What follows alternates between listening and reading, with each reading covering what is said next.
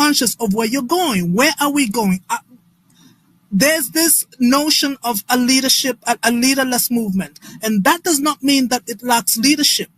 So a leaderless movement, we may not be able to see who's behind it. We may have a group of people who are going towards a certain destination. But one of the most important things is to also figure out how to create that leadership structure. Beware of the pitfalls of leaderless revolutions, for example, like the Occupy Wall Street. It had its, you can say its gains, because that will make you avoid the mistakes that were made before. The most important thing for me, I think, is to have an unbreakable core. How you create that unbreakable core is for you guys to figure out, and then you tell us what it is that we need from here. Because one thing we have, we might know, we get involved every day with what's going on the ground, but we still have the advantage of having physical safety. And another thing that I'd like to say, because this is something that is said a lot by people around me, that these are kids, they're younger than us, they are your kids and nephews and nieces age, they really are going to need help. Now, it's for all of us. This revolution is for all of us because we're all engaged in building a Kenya. Be bold in your ability to actually form a government if that becomes the place to go. Peaceful revolutions, for example, the Velvet Revolution, which I've mentioned before, that were led by a generation as educated and as knowledgeable as you guys have shown to be. These guys formed a government when they least expected to stand in that place. They formed a government using a very peaceful revolution, and matter of fact, they steered that same country into becoming two sovereign states. So, I mean, they did this incredible thing with a peaceful revolution and young people, university students. And to date, those nations stand strong. So you guys can do even greater things. You have to be able to stand in that space and say boldly, yes, we can be able to form the government, the next government, because we have proved we have the intellectual capacity and we know what we want. So we guys, me, my diaspora people here, I'm saying stand by. Let's stand by. Let's be able to give the resources, whatever kind that's needed on the ground. But let's not watch the acceptance by reactionaries of something that we see as recycling the same rot, recycling the same system that has for decades brought us to where we are. Because for crying out loud, we have to at least say no. We know what our relatives are going through. We know this. We know the fees we pay all the time, the hospital bills. I mean, we can be on the phone, you're somewhere far away, but you're on the phone with someone who's running through hospitals, looking for the cheapest hospital to get their kid treated. And I'm not saying this because I'm making it up. I'm saying it because I've been there. So these are not realities that we don't know of. They're realities we share. And we in the diaspora have to be able to say no. We've got to be able to be a part of this revolution in some form, a very effective form. Over to you, Chair. Thank you very much. Thank you so much, Dr. Terry, for the very, solid submission there. And so now we move to Josephine. And if any of the speakers is speaking longer than 2 minutes, it's because we have guest speakers also. So don't feel like we're being biased. Josephine, over to you. 2 minutes, please. Thank you so much. Can you hear me? Loud and clear. Thank you. Thank you so much, every and co-host and fellow Kenyans. Both in Kenya and diaspora, I want to say good evening. I thank you also for giving me this opportunity to ask. And my first question, I would want to direct it to Dr. Miguna. And this is my question for you. Do you think it's the ideal time now we push for amendment of our constitution so that we can limit positions of leadership and how leadership is deliberated and given to recycling leaders who have ever been in offices in memory, and you want to die in the positions without letting other people get these positions? second, do you think that if we do that, it would eradicate the levels of corruption? Given that at least somebody knowing that I am in the government for 10 years, that means before I get to that position, my lifestyle have been audited, and any other more monies that I would be having, I should be accountable to the citizens of Kenya, and that will keep away the monopoly of people thinking that they are superior and they own this country at our mandate and they can just take us the way they want. So those are my two questions, and my input to Tuesday's incoming Occupy all the airports.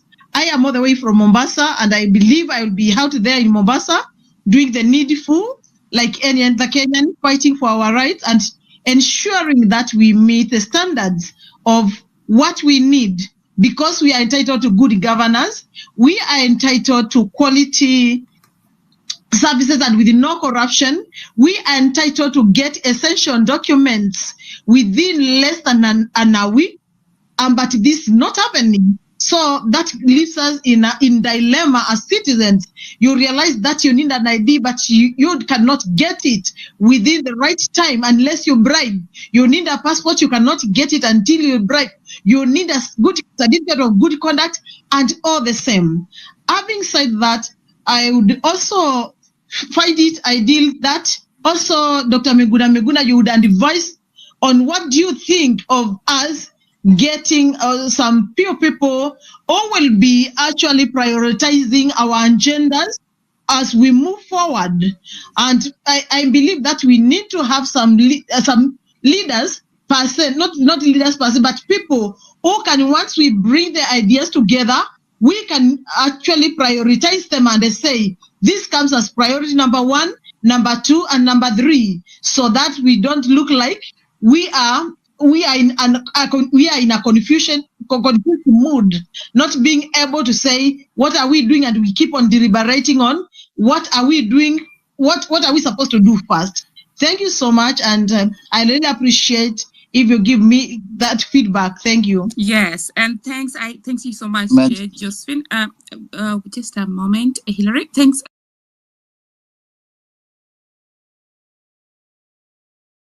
Your government, that is the biggest law that I've had today. Thank you. Willie Oeba. Thank you, Edgar, for the great submission. Tuesday tuna occupy CBD. So waambie hata waandike Nairobi in small letters, bado ni capital.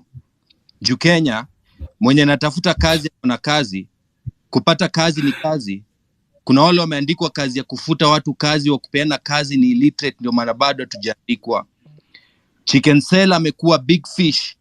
Kwa ofisi zenyu something is always cooking, but si mwananchi ana dish. It's high time tufungulie koti za maskini na tajiri juu kwa hii relationship. Wananchi ndio wabish. Justice is never served. Na mahakama ndio wapish. Kwa ballot box conversations zetu haziko candid kweli. Sisi mavoters ni mangombe, but how politician ndio mabandit. Justice system inajaribu kureverse roles. Sasa wanaita judge my lord, alafu God is my witness.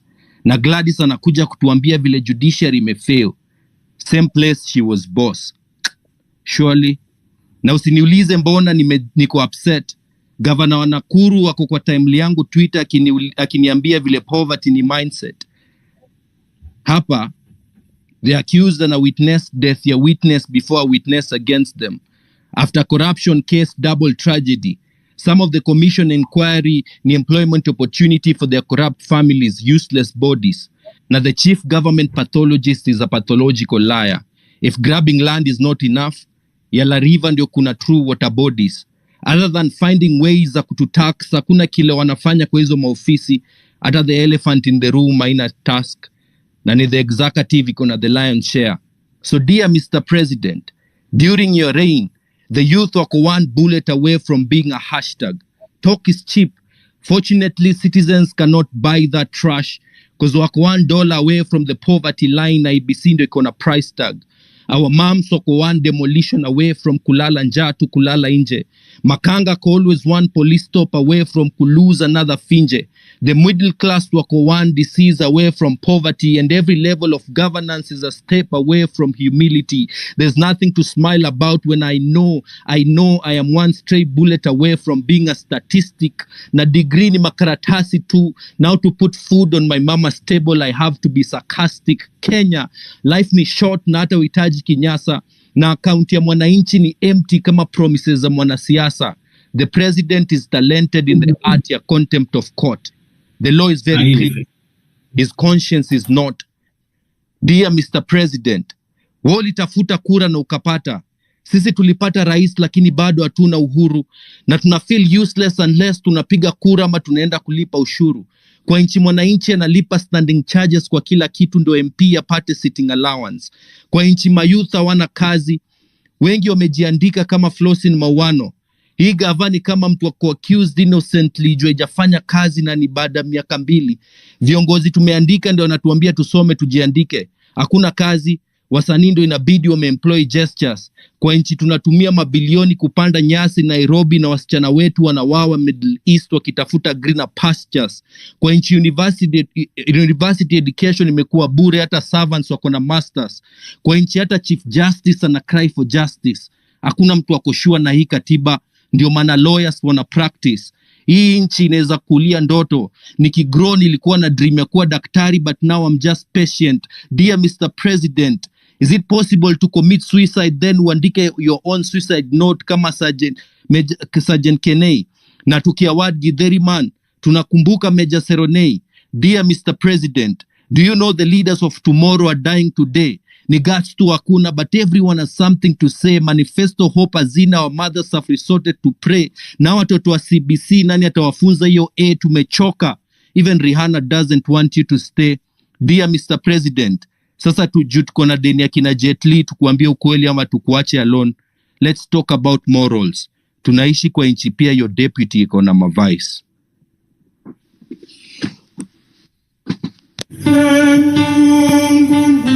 Nguvu yetu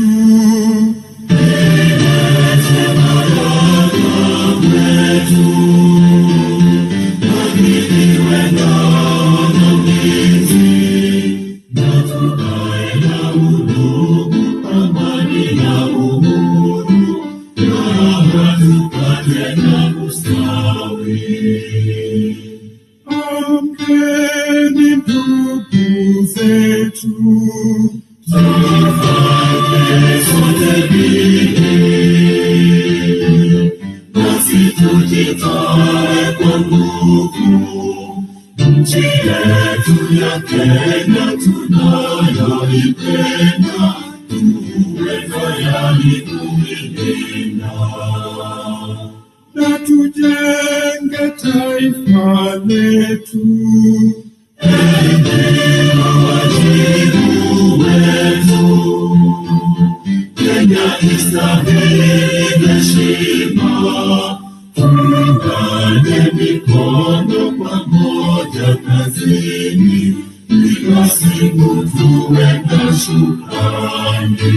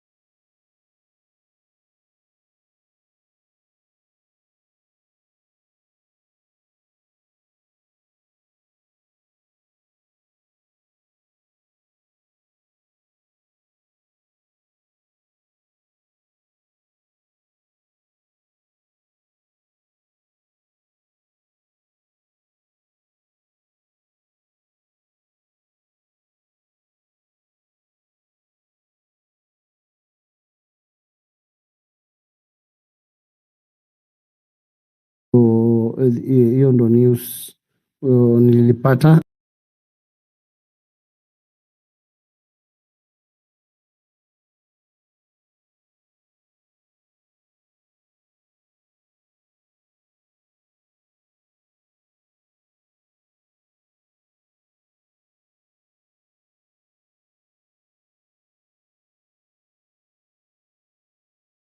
For us to at least kila mtu asaidie. We help the country and you help yourselves. So after that is you will open account at least. I would suggest, because Mjuani, I'm sure tumeonana tu kwa space. Me, I will not be part of any board or anything. Mimi niko patiana to advice.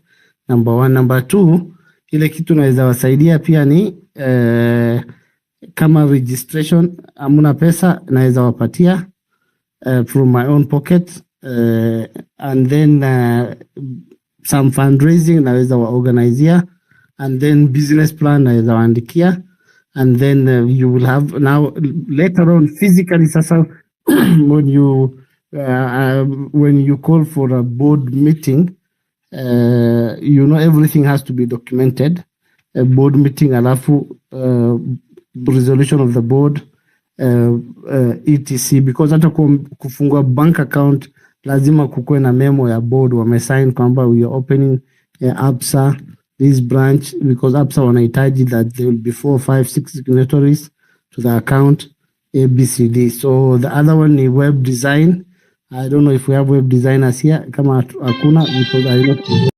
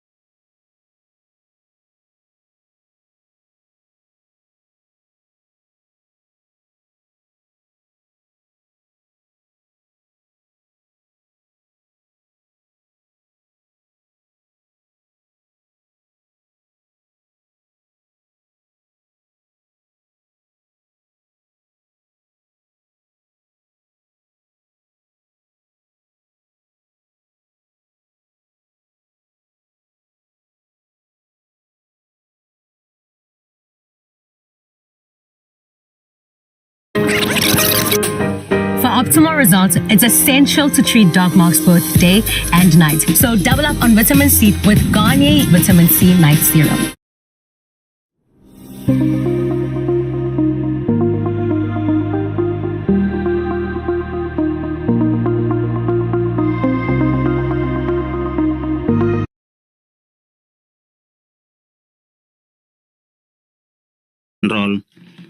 Migaya Cage, I think Agustino Neto is not yet here, among others, and those who have already given their sentiments on this current affair that is developing, has been developing for the past few weeks, if not a month, in the country.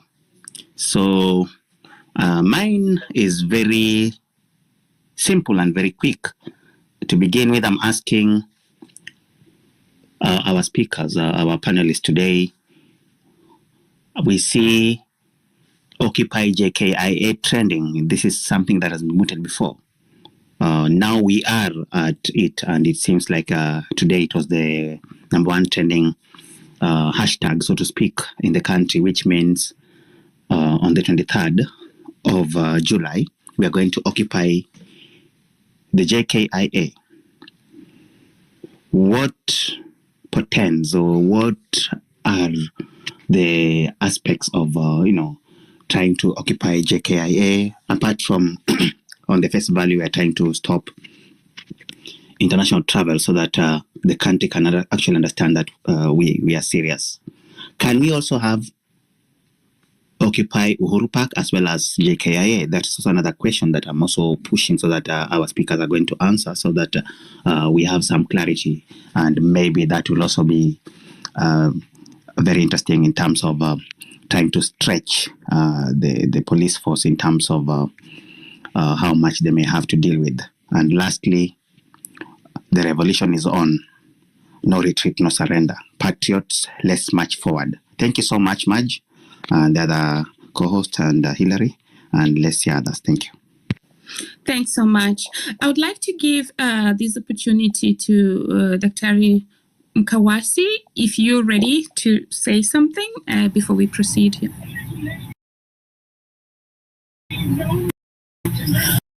Thank you so much, Madge and Hillary. So a comment I'd like to make is, as we've been proceeding and watching things unfolding, that I've been interacting quite some with a good number of reactionary voices. So I'd like to speak a little bit on this.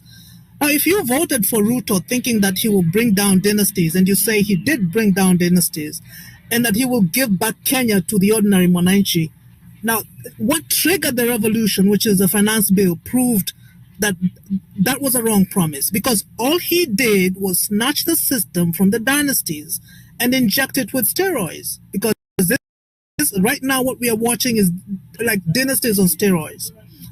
All demands from reactionaries who are claiming they are on the side of the revolutionaries miss one thing, and this is how you'll recognize them. They strategically go silent on acknowledging stolen funds, stolen public funds way back from Kenyatta 1. A key reason why the hideous and inhuman injustices injustice of poverty is going on right now. I mean, there's no way you can see your relatives or you yourself experiencing the level of poverty that is going on right now. And think that the dynasties have been removed and we are on our way to becoming a better country, and that we should give a chance to what is unfolding. That is something that I think we have to be careful about when we start having people who are telling us, you know what, I'm not quite sure about where you guys are going with the revolution. I think you should just wait for the old guards to make things right. The revolution you have triggered is ours too, we in the diaspora. And I think this is an important thing for me to mention to my diaspora friends.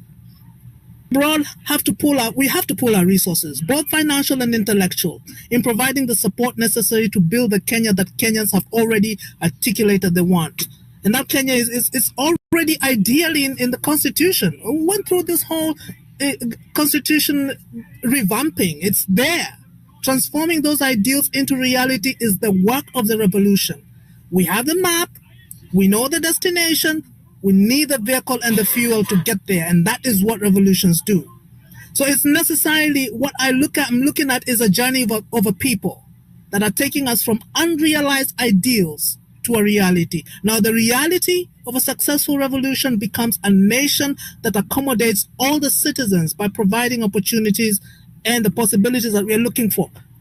It doesn't take much for a Kenyan abroad to go back home and just see where we are. I mean, you can go there with all your money and have a good time, but you know the reality and you cannot be blind to that. No matter what, you cannot be blind to that. Now, if along this journey that has been parked by Gen Z, the drivers entrusted with leadership become rogue or something, then the revolution, it becomes necessary to offload whoever it is. So you also have to look at whoever it is who's driving this bus, and you have to always be conscious of where you're going. Where are we going? There's this notion of a leaderless movement, and that does not mean that it lacks leadership.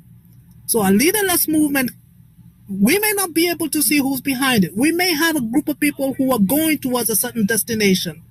But one of the most important things is to also figure out how to create that leadership structure. Beware of the pitfalls of leaderless revolutions, for example, like the Occupy Wall Street. It had its, you can say its gains, because that will make you avoid the mistakes that were made before. The most important thing for me, I think, is to have an unbreakable core. How you create that unbreakable core is for you guys to figure out, and then you tell us what it is that we need from here. Because one thing we might know, we get involved every day with what's going on the ground, but we still have the advantage of having physical safety. And another thing I'd like to say, because this is something that is said a lot by people around me, that these are kids, they're younger than us, they are your kids and nephews and nieces age, they really are going to need help. Now, it's for all of us. This revolution is for all of us because we're all engaged in building a Kenya. Be bold in your ability to actually form a government if that becomes the place to go. Peaceful revolutions, for example, the Velvet Revolution, which I've mentioned before, that were led by a generation as educated and as knowledgeable as you guys have shown to be. These guys formed a government when they least expected to stand in that place. They formed a government using a very peaceful revolution, and matter of fact, they steered that same country into becoming two sovereign states. So, I mean, they did this incredible thing with a peaceful revolution and young people, university students. And to date, those nations stand strong. So you guys can do even greater things. You have to be able to stand in that space and say boldly, yes, we can be able to form the government, with the next government, because we have proved we have the intellectual capacity and we know what we want. So we guys, me, my diaspora people here, I'm saying stand by. Let's stand by. Let's be able to give the resources, whatever kind that's needed on the ground. But let's not watch the acceptance by reactionaries of something that we see as recycling the same rot, recycling the same system that has for decades brought us to where we are. Because for crying out loud, we have to at least say no. We know what our relatives are going through. We know this. We know the fees we pay all the time, the hospital bills. I mean, we can be on the phone, you're somewhere far away, but you're on the phone with someone who's running through hospitals, looking for the cheapest hospital to get their kid treated. And I'm not saying this because I'm making it up. I'm saying it because I've been there. So these are not realities that we don't know of. They're realities we share. And we in the diaspora have to be able to say no. We've got to be able to be a part of this revolution in some form, a very effective form. Over to you, Chair. Thank you very much. Thank you so much, Dr. Terry, for the very, solid submission there. And so now we move to Josephine. And if any of the speakers is speaking longer than 2 minutes, it's because we have guest speakers also. So don't feel like we're being biased. Josephine, over to you. 2 minutes, please. Thank you so much. Can you hear me? Loud and clear. Thank you so much, Henry and co-host and fellow Kenyans. Both in Kenya and diaspora, I want to say good evening. I thank you also for giving me this opportunity to ask. And my first question, I would want to direct it to Dr. Miguna. And this is my question for you. Do you think it's the ideal time now we push for amendment of our constitution so that we can limit positions of leadership and how leadership is deliberated and given to recycling leaders who have ever been in offices in memory, and you want to die in the positions without letting other people get these positions? Second, do you think that if we do that, it would eradicate the levels of corruption, given that at least somebody knowing that I am in the government for 10 years, that means before I get to that position, my lifestyle have been audited, and any other more monies that I would be having, I should be accountable to the citizens of Kenya, and that will keep away the monopoly of people thinking that they are superior and they own this country at our mandate and they can just take us the way they want. So those are my two questions, and my input to Tuesday's incoming Occupy all the airports. I am all the way from Mombasa, and I believe I will be out there in Mombasa doing the needful, like any other Kenyan, fighting for our rights and ensuring that we meet the standards of what we need, because we are entitled to good governance, we are entitled to quality services and with no corruption, we are entitled to get essential documents within less than a week, but this is not happening.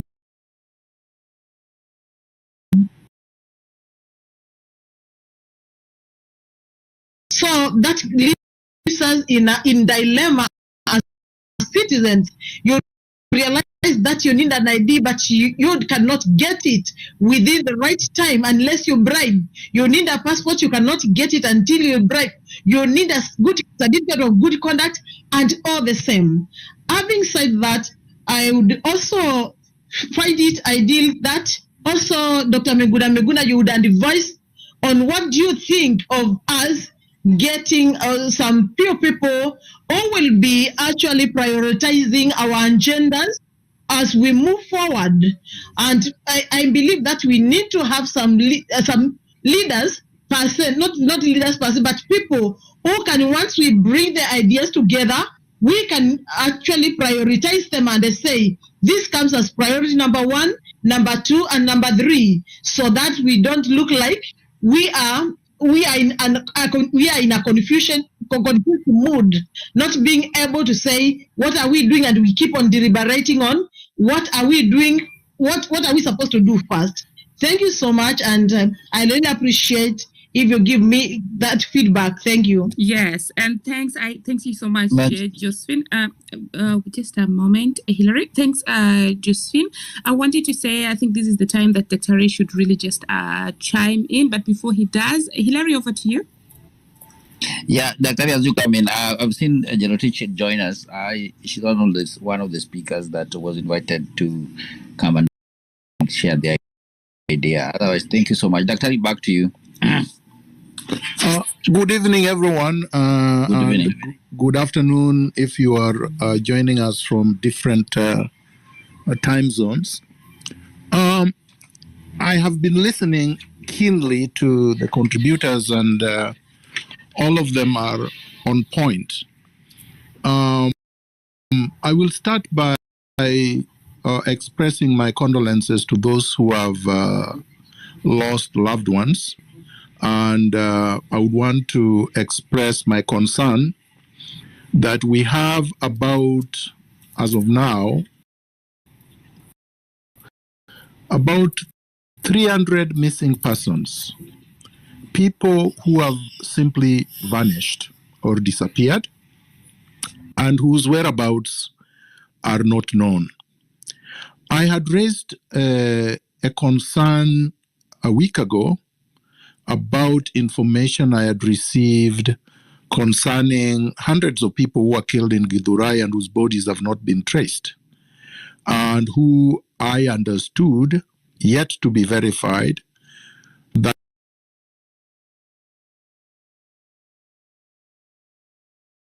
they were cremated at the Kahao barracks.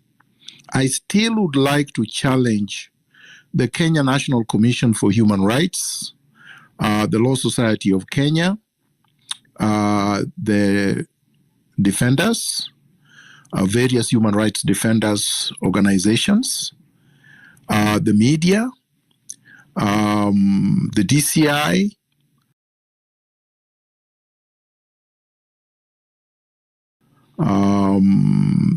and various government entities, including Ruto himself, to be able to produce a list of all the missing Kenyans since the protests began.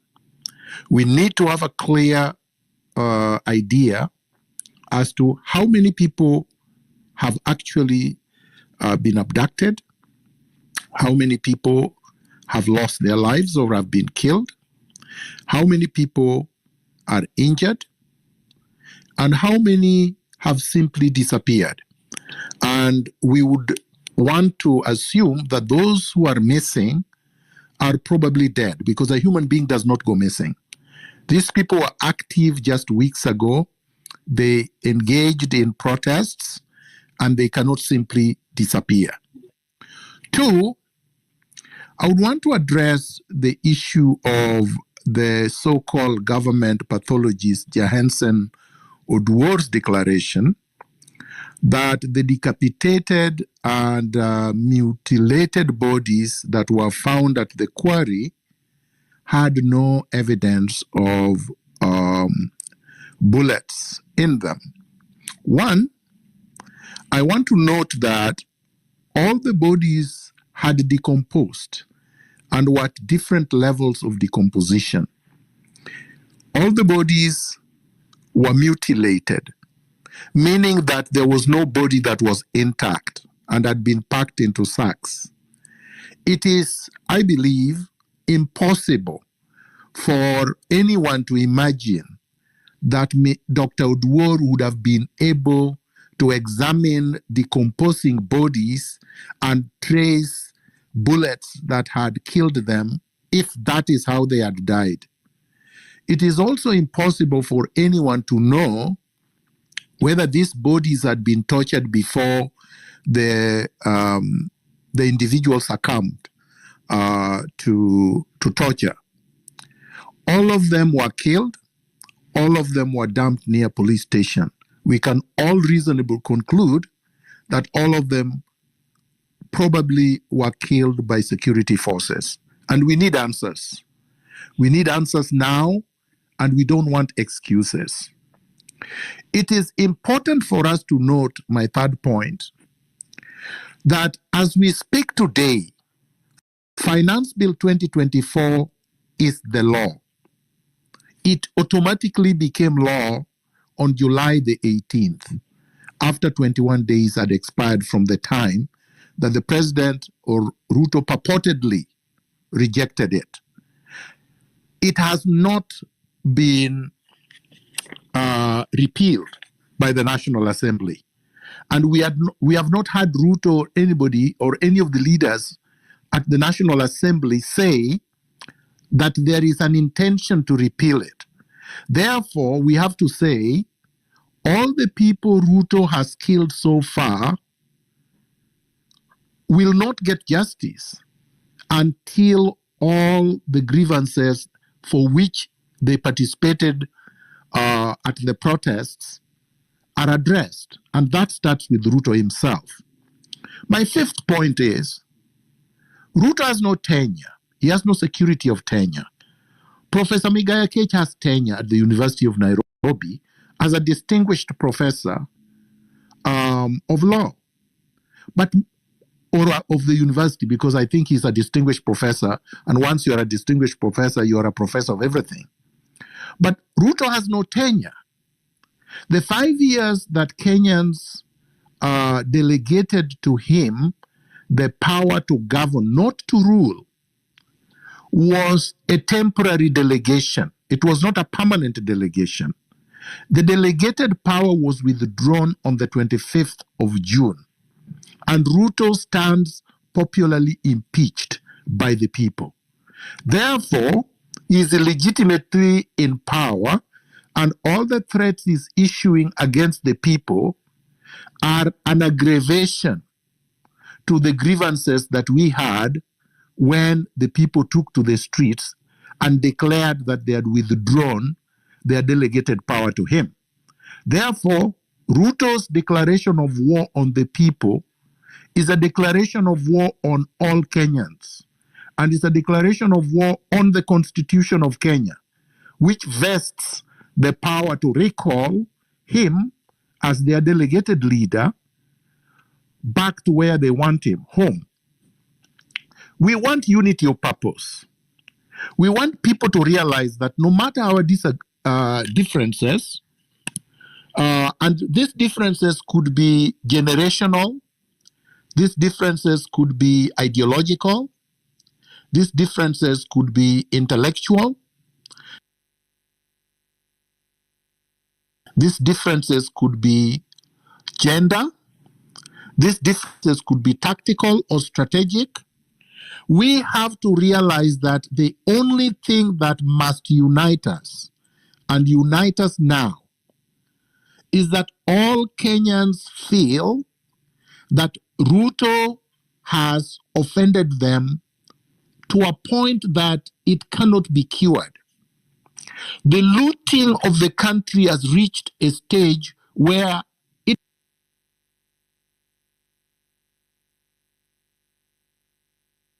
having them apprehended, charged and tried and convicted and then sentenced, and the properties they have looted repatriated, is recycling them. We have Chirchir reappointed to a bigger ministry than where he looted before. And remember, this man started looting at the interim independent electoral commission. He was involved in the chicken gate. Then he graduated to the Ministry of Energy. And the former despot Uhuru fired him because of corruption. But Ruto felt in his lack of wisdom that this is the man he needed in the same ministry where he had been fired for corruption. And he continued to be corrupt. And he was recently fired for corruption. Then Ruto brings him back. That shows you that Ruto is irredeemable. There is no discussion, no dialogue, or any kind of reprieve or anything that will change this man. He thinks that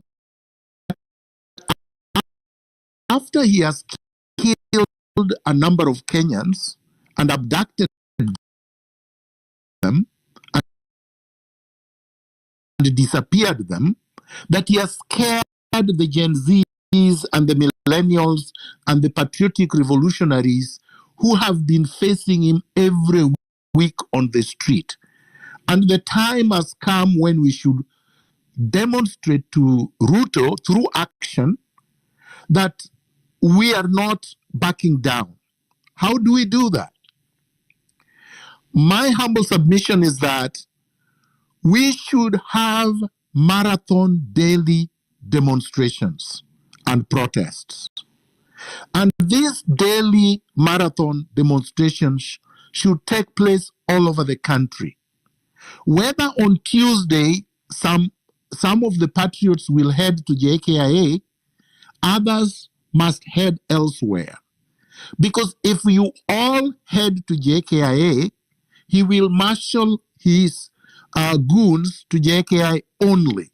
Then we will leave the rest of the country for him to roam about and to threaten us.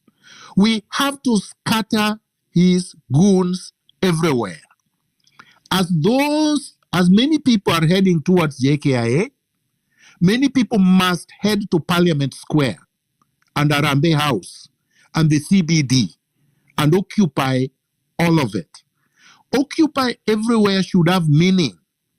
When patriots in Mombasa, in Nyanza, in Western, at the coast, at all and in all counties, gather in large numbers, wear Ruto's goons down until he falls. The last thing I would like to say is in answer to the three, I believe there were 3 or 4 people that asked questions before I conclude. Number one, Simon Gathoni said, police are not our friends. We also have weapons. We can use them. Maj was right. Yes, police of Kenya have demonstrated, at least the majority of them, that they are not our friends, that they are serving a tyrant and they are harming us. And it is not in our place to fall into the trap of arming ourselves to confront them. Because when you do that, you may have to form an army to fight them. We don't have time. We don't have the resources. We don't have the arms. They will just pick us one at a time, and it will actually serve their interest in the sense that they can now say we are violent, we are chaotic, we are anarchists, and the world and the press will more than happily champion that trumpet. We cannot give them that. We have to remain peaceful. We have to remain organized. We have to remain fearless. And it is through that we are going to wear them down. Just like many other countries have gained and won a revolution peacefully by being unarmed. They did so in France in 1789. They did so in Sweden in 1809. They did so in Norway in 1814. They did so in the Netherlands in 1848. They did so in Austria in 1918. They did so in Turkey or Turkey in 1923. There was a mixture of that and armed struggle in Cuba in 1959. They did so in Portugal in 1974. They did so in Bahrain in 1971. They did so in Spain in 1978. They did so in Philippines in 1986. They did so in South Korea in 1987. They did so in Poland, where it was basically the workers protesting continuously for years in 1988. They did so in the Czech Republic in 1989. They did so in East Germany in 1989. They did so in Romania in 1989. They did so in Indonesia in 1998. They did so in Serbia in the year 2000. They did so in Georgia the year 2003. They did so in Nepal in 2006. They did so in Myanmar with mixed results in 2011 because the military eventually overthrew the revolutionaries. But they succeeded in 2011. They did so in Ukraine in 2014. And they recently did so in the Philippines again. And this history of resistance has always resulted in the country becoming more developed, more prosperous, more industrialized, and the standard of living of the people have always been better from the regime that was replaced. So we can do it too. People were asking me on X, oh, Miguna, all the examples you've given are not in Africa. Kenya is going to be the first African country to do it. We can be the first. Why shouldn't we? All these countries and peoples that I have listed were not born in Pluto. They were not in Jupiter. They were on planet Earth. And so we can do it too. The next question was by Plusman. Memoranda to a president that has been impeached, a president that Kenyans have recalled, is not necessary. No, we are not going to have a memoranda to any president, the illegitimate president Ruto. Our memoranda and memorandum is on the streets of the Republic of Kenya. He knows what the problems are. And of course, he cannot address them because he's a pathological liar. He's a narcissist. He's become a tyrant. Godfather asked about Occupy JKIA, and I believe I've already answered that question. Then he also raised the issue of Uhuru Park. I would discourage all of us from going to Uhuru Park. Why? It is fenced. It is secure. It is a trap. Once you go to Uhuru Park and they surround you, they can butcher people without any restraint. And there is not much impact you will do at Uhuru Park. In fact, they can let you do your thing there for 1 year and it will not affect anybody. The purpose of occupying public spaces is not just to make sure that we speak to Ruto and his thugs in one voice loudly, but to disrupt everything, to disrupt transport, to disrupt business, to disrupt all activities in the country. That's the language he understands. Ruto understands the language of money and business. He understands the language of how he's going to be perceived abroad, the handlers that he has as the IMF. You saw that the IMF already released a statement trying to appear contrite when they have not withdrawn fully their punitive economic programs that Ruto is trying to impose on us. Josephine asked, should we amend the constitution of Kenya? The answer is no. We should not amend the constitution of Kenya. We should implement it fully. We cannot amend something that has not been fully implemented. The constitution of Kenya is the one giving us the right to occupy the streets, to impeach Ruto, to recall him, to say that he has lost legitimacy and he must go. If we pay attention to the alleged call to amend or whatever, we will be being sidetracked, like Raila Odinga, the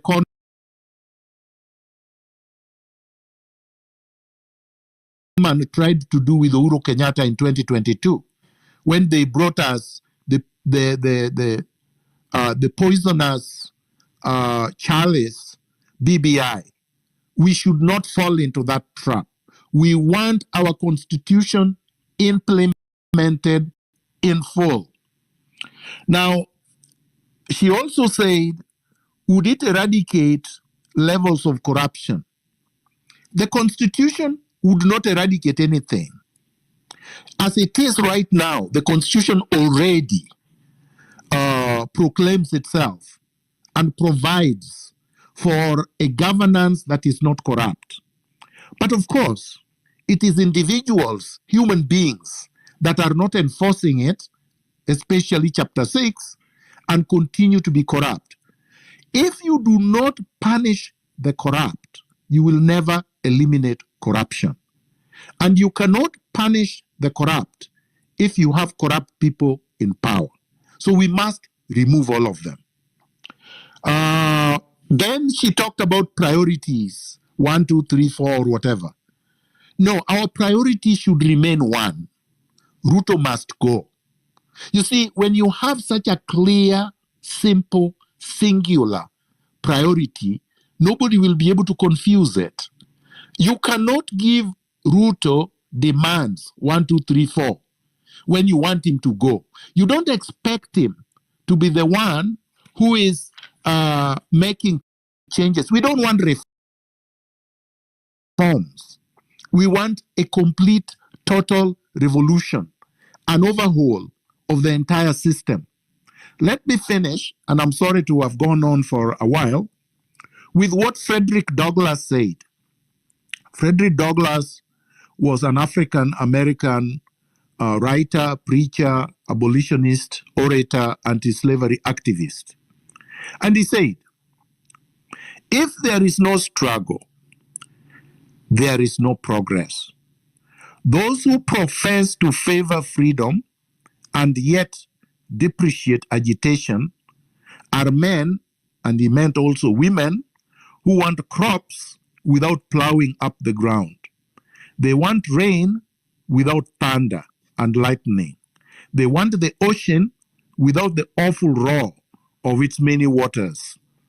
This struggle may be moral, may be a moral one, or it may be a physical one, or it may be both moral and physical, but it must be a struggle. Power concedes nothing without a demand. It never did, and it never will. I drop the mic. Thank you so much, Dr. Terry, for your submission and also for answering all those questions that participants had posed. And now we're going to welcome Gerald Teach. Is anybody hearing me? Yes, we can hear you. We could hear you. Can you hear me? Hello?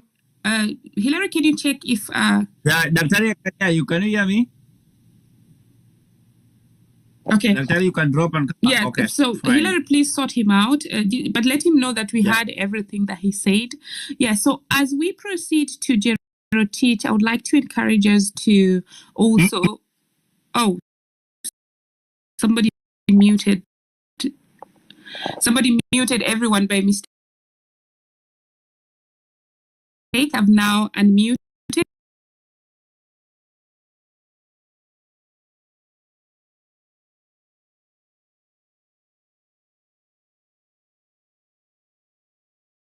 I was saying, okay. Maj, did anybody hear me or was I talking to myself? We had everything.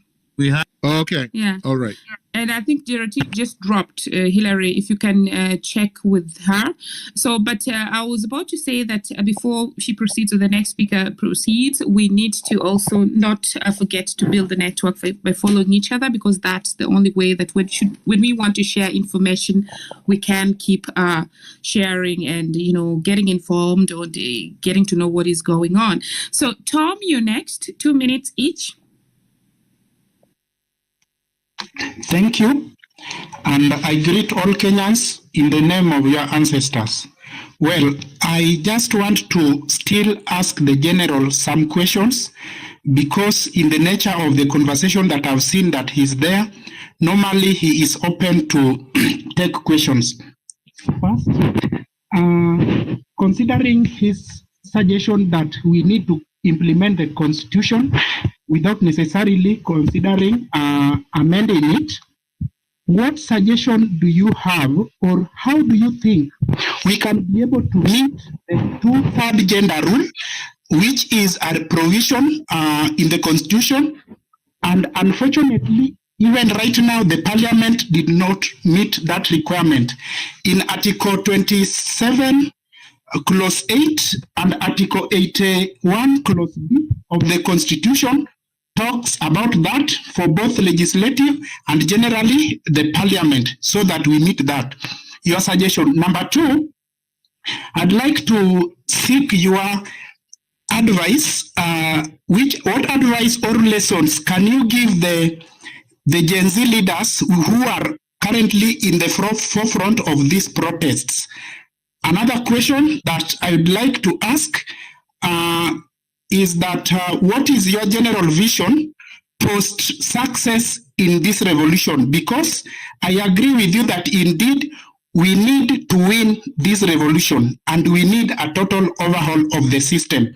Finally, if you may, would you advise, or how can we consider this movement to effectively utilize decentralized organization to maintain momentum and achieve its goals? Because in my opinion, I really would wish us to not necessarily go without a proper organization. I believe we are leaderless, but my perspective, we are leaderful, because most of us who does whatever we are doing, and I believe we do it right most of the time, we are self-motivated. So I believe we are leaderful, but not leaderless. But I suggest we better be more organized. What is your perspective with regards to that decentralized, organized movement? Thank you. Thank you so much, Tom. Let's have Six next, and Dr. Mwakawasi and Professor Migaya Kit, should you want to chime in between, also just feel free to open your mic or raise your hand and I'll see that. Six, please. We're going 2 minutes each. Over to you. Maj, may as I just came here to tell this innocent Kenyans that it's time to take back this country. As I always say, on Tuesday, we are all marching to Jomo Kenyatta International Airport, and there are numbers. So as a people, we should come out. We should not sit online and say, let them go to Amuke. Tuende. Personally, I said I've not been in church in 11 years, and today I went to church to confirm if there is any MP who went there or any leader, so that I can condemn them. So guys, on Tuesday, let us turn out in numbers and to take this country back. You heard Ruto threatening us on in Bomet, and that is the leader that we have. It's so unfortunate we have such a man as I don't like him, and he's not my president as much as I'm concerned. So I'm just here to rally everyone. Let's turn out in numbers. And I said I'll always stay loyal to this cause until the last day. And even if I die, I'm not afraid to die, and I'll be on the forefront on Tuesday. I'm not just coming here to speak, then I don't act.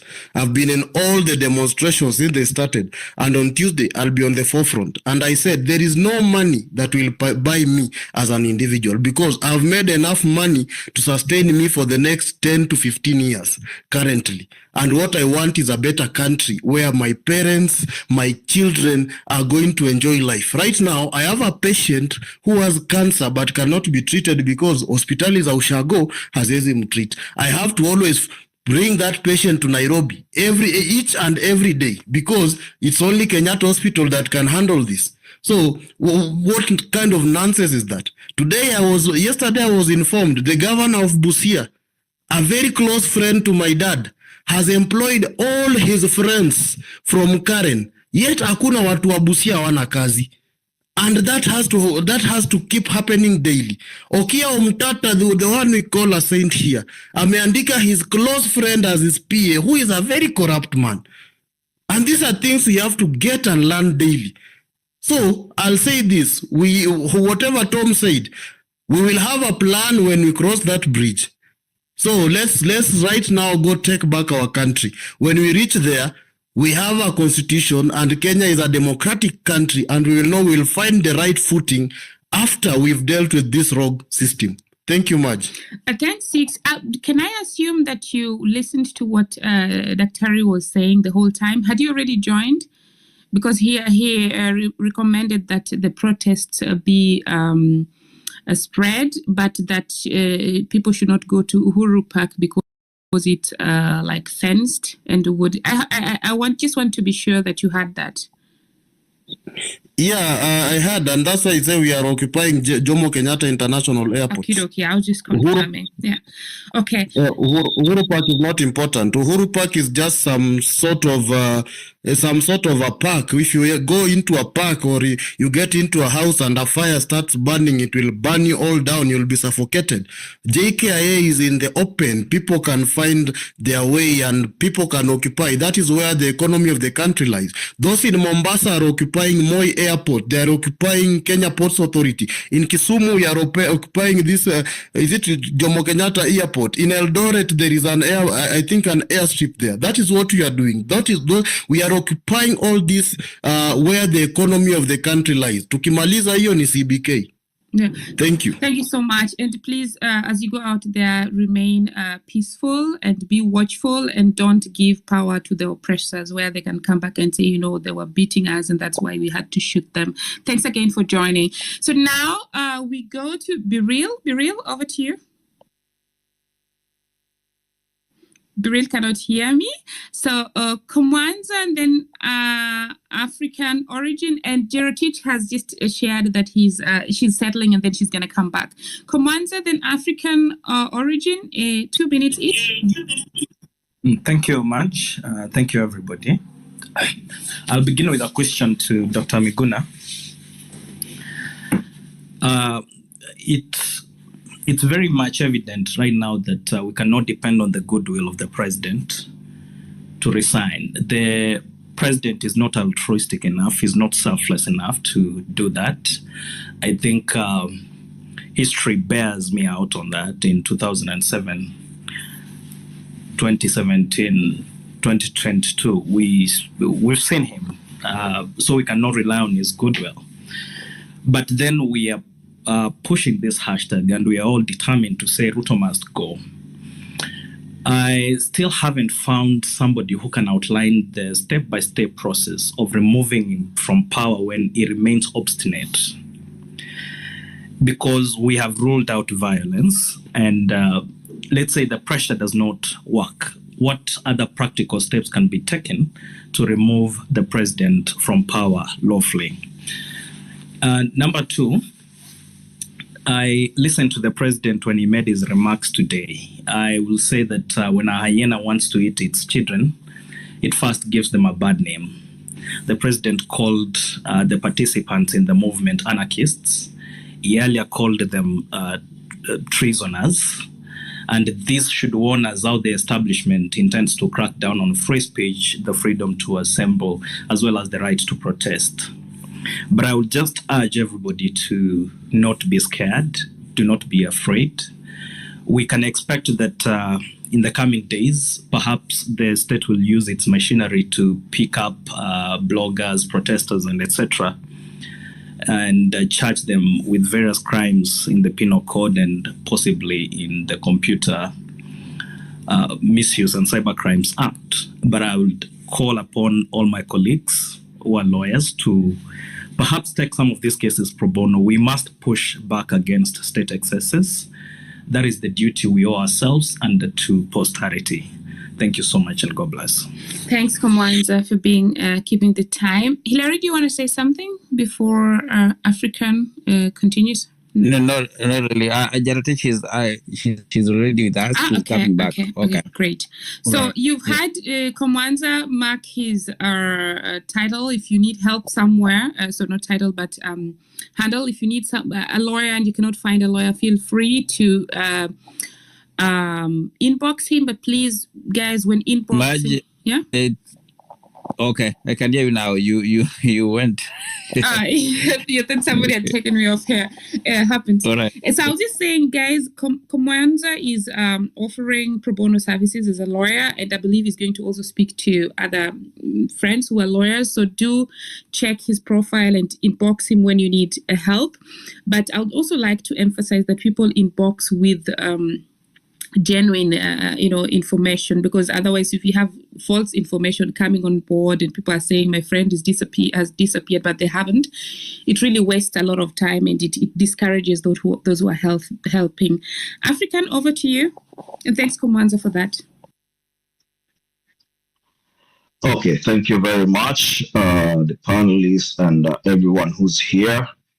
My condolences to those who lost their lives, and much quick recovery wishes to those who got hurt in the process, in this important process of getting back our country to the right track, because it's long overdue.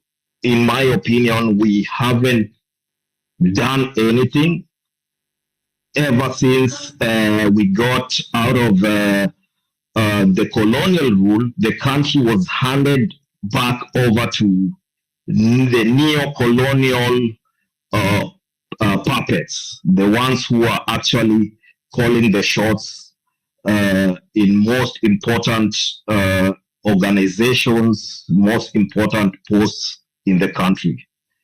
And this is what's driving this cause, the anger. It's about this. It's something that has been living in us for a very long time. Okay, I just have like 5 points to put across quickly, and I hope that Daktari Comrade Miguna, long live, will weigh in on some of the points that I'm going to put forward very quickly. They talk about leaders. A lot of people have mentioned about having leaders. In my opinion, we are not yet here. Somebody mentioned about, we'll talk about this when we get there. This actually is creating a sense of confusion. It's creating among us. And the enemy should not see our weakness, should not see the fault lines amongst us. And this talk of leaders at the moment is a good call, yes, but not the right timing. So Miguna spoke about priority. We need to prioritize, and we can utilize like this X spaces to constantly and regularly update ourselves and speak in one voice and kind of have one direction. Because this talk of leaders, we have noticed that we have this enemy is infiltrating it, and they're talking. We have a lot of propaganda coming up to divide the cause. So we don't have space for division now. We have space. The only option we have at the moment is focusing on the goal. which is taking back our country. Number two, we have one Makwasi from the diaspora who spoke about resources. I'm also in the diaspora. And maybe also Comrade Miguna will speaker. The issue with resources we are having is about accountability and putting these resources to use. And who are the question we need to ask ourselves, who are the right people to handle these resources? We are very much okay. For me, I've tried to look through whom can I be able to actually mobilize my resources towards and have them utilize it accordingly. We have those young guys on the who needs utilities here and there to facilitate the whole process. It's not an easy process. It's taking too much of their effort, too much of their energy, and we need some kind of resources to help mobilize and give them a positive attitude towards the cause. So maybe we can discuss on how are we going to mobilize our resources, the resources that we are actually capable. A lot of people are ready, a lot of people are willing, but you get some question marks in the behind the scenes, and you tend to ask yourself, is this actually true or false? Please try to land so that we can also give other speakers time. Remember, our time limit is 2 minutes, and you said like you have points which you wanted to. Thank you. I'll just combine the 3 more points to put across. Please allow me. Sorry, my apologies. Remember, this is also a revolution here on Earth. So let's put all our efforts, and I'm very much willing to give each and everyone time to add. Anyway, this cause, if we are not able to mobilize our whatever place we're going to occupy, be it JKIA, be it state house, be it parliament, be it anywhere we are talking about, we have to have numbers. Numbers are very important to mobilize. In fact, if we delay this, it's going to give the enemy power to restructure, to reorganize. It should not take us 1 week before this person steps down. And if we have the numbers, I agree that also we have we need to avoid Uhuru Park, but also we need numbers. We need to have some soldiers over there. We have to occupy every inch of the CBD, every inch of the economy, so that the despotic regime can have the pressure, can feel the pressure. This, if we just have small patches of people, we are not going to succeed in this. We'll go to JKIA and will not succeed in that if we are lacking numbers. So numbers are very important. And then also the general spoke about the constitution. Yes, would you kindly land, please? I know it seems unfair. Yeah, just give me one. Yes, please. Yeah. Sorry. Just give me 1 point to finish on the implementation of the constitution. I just wanted to mention quickly, please. Thank you very much. We need to actually have a conversation about cutting down on these unnecessary posts that are leading us to unnecessary spending. I met. They actually told us Kenya is a rich country than any countries that we have here. But the problem is overspending, and our alliance with the IMF and all these organizations that are out to finish African countries. So we need to speak about implementation of the constitution and also cutting down on the salaries and all these unnecessary seats that we have in our country. So thank you very much. Sorry for wasting your time. Viva. Viva, no, that was not time wasted. We're just trying to manage the time so that at least more people can get to speak. Thank you so much, African. I would like to, moving forward, just share that, of course, there are many points that we agree with when other speakers have spoken already, but let's avoid repetition so that at least we have, new fresh points coming in. With that, I'd like to give the mic to Hannah Ali, then Kenyan lady. Hannah? Asante, Emaj, Hillary, Daktari Miguna, everybody who's on the platform, Wakenya wote hamjambo, na tarajia kila naheri popote mlipo. Yangu si mengi, to be honest, much. A lot has been covered, and a lot has been said, lakini yangu ni machache. Kwanza maswali moja nataka pia nimalizie, nimuulize daktari. Mimi nishindwa huyu Zakayo alipokuwa anapatiana speech ansema he done everything ambao tumemuuliza. Mbali na hayo hakuna kitu amefanya. Bado ana ile utu wa kuja kusimama mbele ya watu wananchi aseme amefanya hii, ametimiza vovote vile majenzizi na wanakenya ambao wamejitokea nje kwa maandamano amefanya. Sasa ni jambo ipi alitimiza? Haya, bado hiyo anatuambia urongo right in front of our faces. Ya pili kwenye hiyo speech yake alisema ya kuwa wameniambia nije kwenye X nikaja na hawakuweko. And that for me raises a question mark. Alikuwa anatafuta nani? Maanake anasema ankuja kwenye X lakini wale aliwakujia hakuwapata. Sasa alikuwa anatafuta watu gani? Maanake Wakenya walikuwepo kwa hiyo space ingawaje mimi sikuenda. So alikuwa anatafuta nani? Hiyo ndio maswali mimi nashangaa nayo. Ya pili, kuna mambo mengi ambayo yanaendelea ambao si jambo nzuri, ambao hao wenye weko kwenye macheo wanataka kutenganisha Wakenya.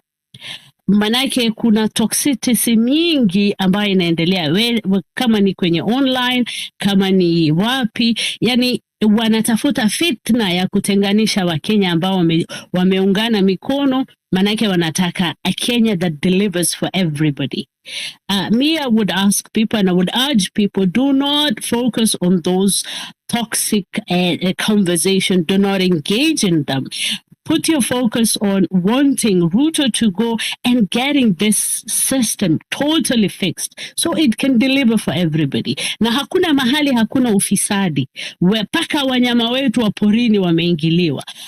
Paka our natural resources. And this thing is deeper than anybody can imagine. And the beginning of correcting things starts with Ruto has to go. All these other things are sideshows. Let's focus and let's focus on the matter at hand, is fixing our system and Ruto going. If we are sidelines with all these toxics that are coming out and people focusing on people, we are not focused on anyone. We do not need those toxic. People would be watatumiwa threatening messages, wataambiwa mengi, and please, one thing, trust yourself and trust your gut instincts.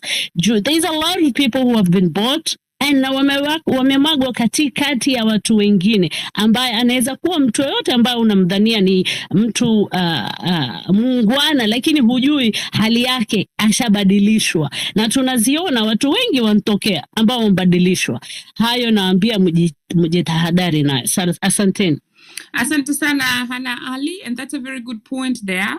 The language of this space is not only English but Swahili. So wale ambao wanataka kuongea Swahili, mmekaribishwa sana kuongea Swahili, ya tubaguzi, na tunataka pia tuongee Swahili. Tujaribu iwe sanifu. Kama uwezi kuongea Swahili sanifu, pia unaweza ongea Sheng, nasi pia tupate kujifunza Sheng.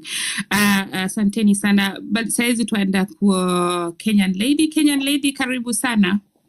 Asante. Asante sana Maj, asante sana Hillary, na pia Dr. Miguna. Asanteni sana. So kitu cha kwanza ningetaka to address once and for all is a diaspora influence and diaspora input into the movement. And I want us to conclude on that here and now, because we don't need some of these conversations to be repeated over and over and over in every space. So this is what I want you to do, Madge, if you'd allow me, Madge and Hillary. Our question over the longest time has been, how do we do it? So the first thing that we have done, tumekuwa tukicontribute kwa nini, kwa Hanifa, you know, for all our beloved heroes ambao wametuacha na wale wengine ambao hospitalini na wenye tunatafuta. So we've been focusing that energy there. We need you guys to come up with another mchanga where diaspora can put their contributions there for everything else other than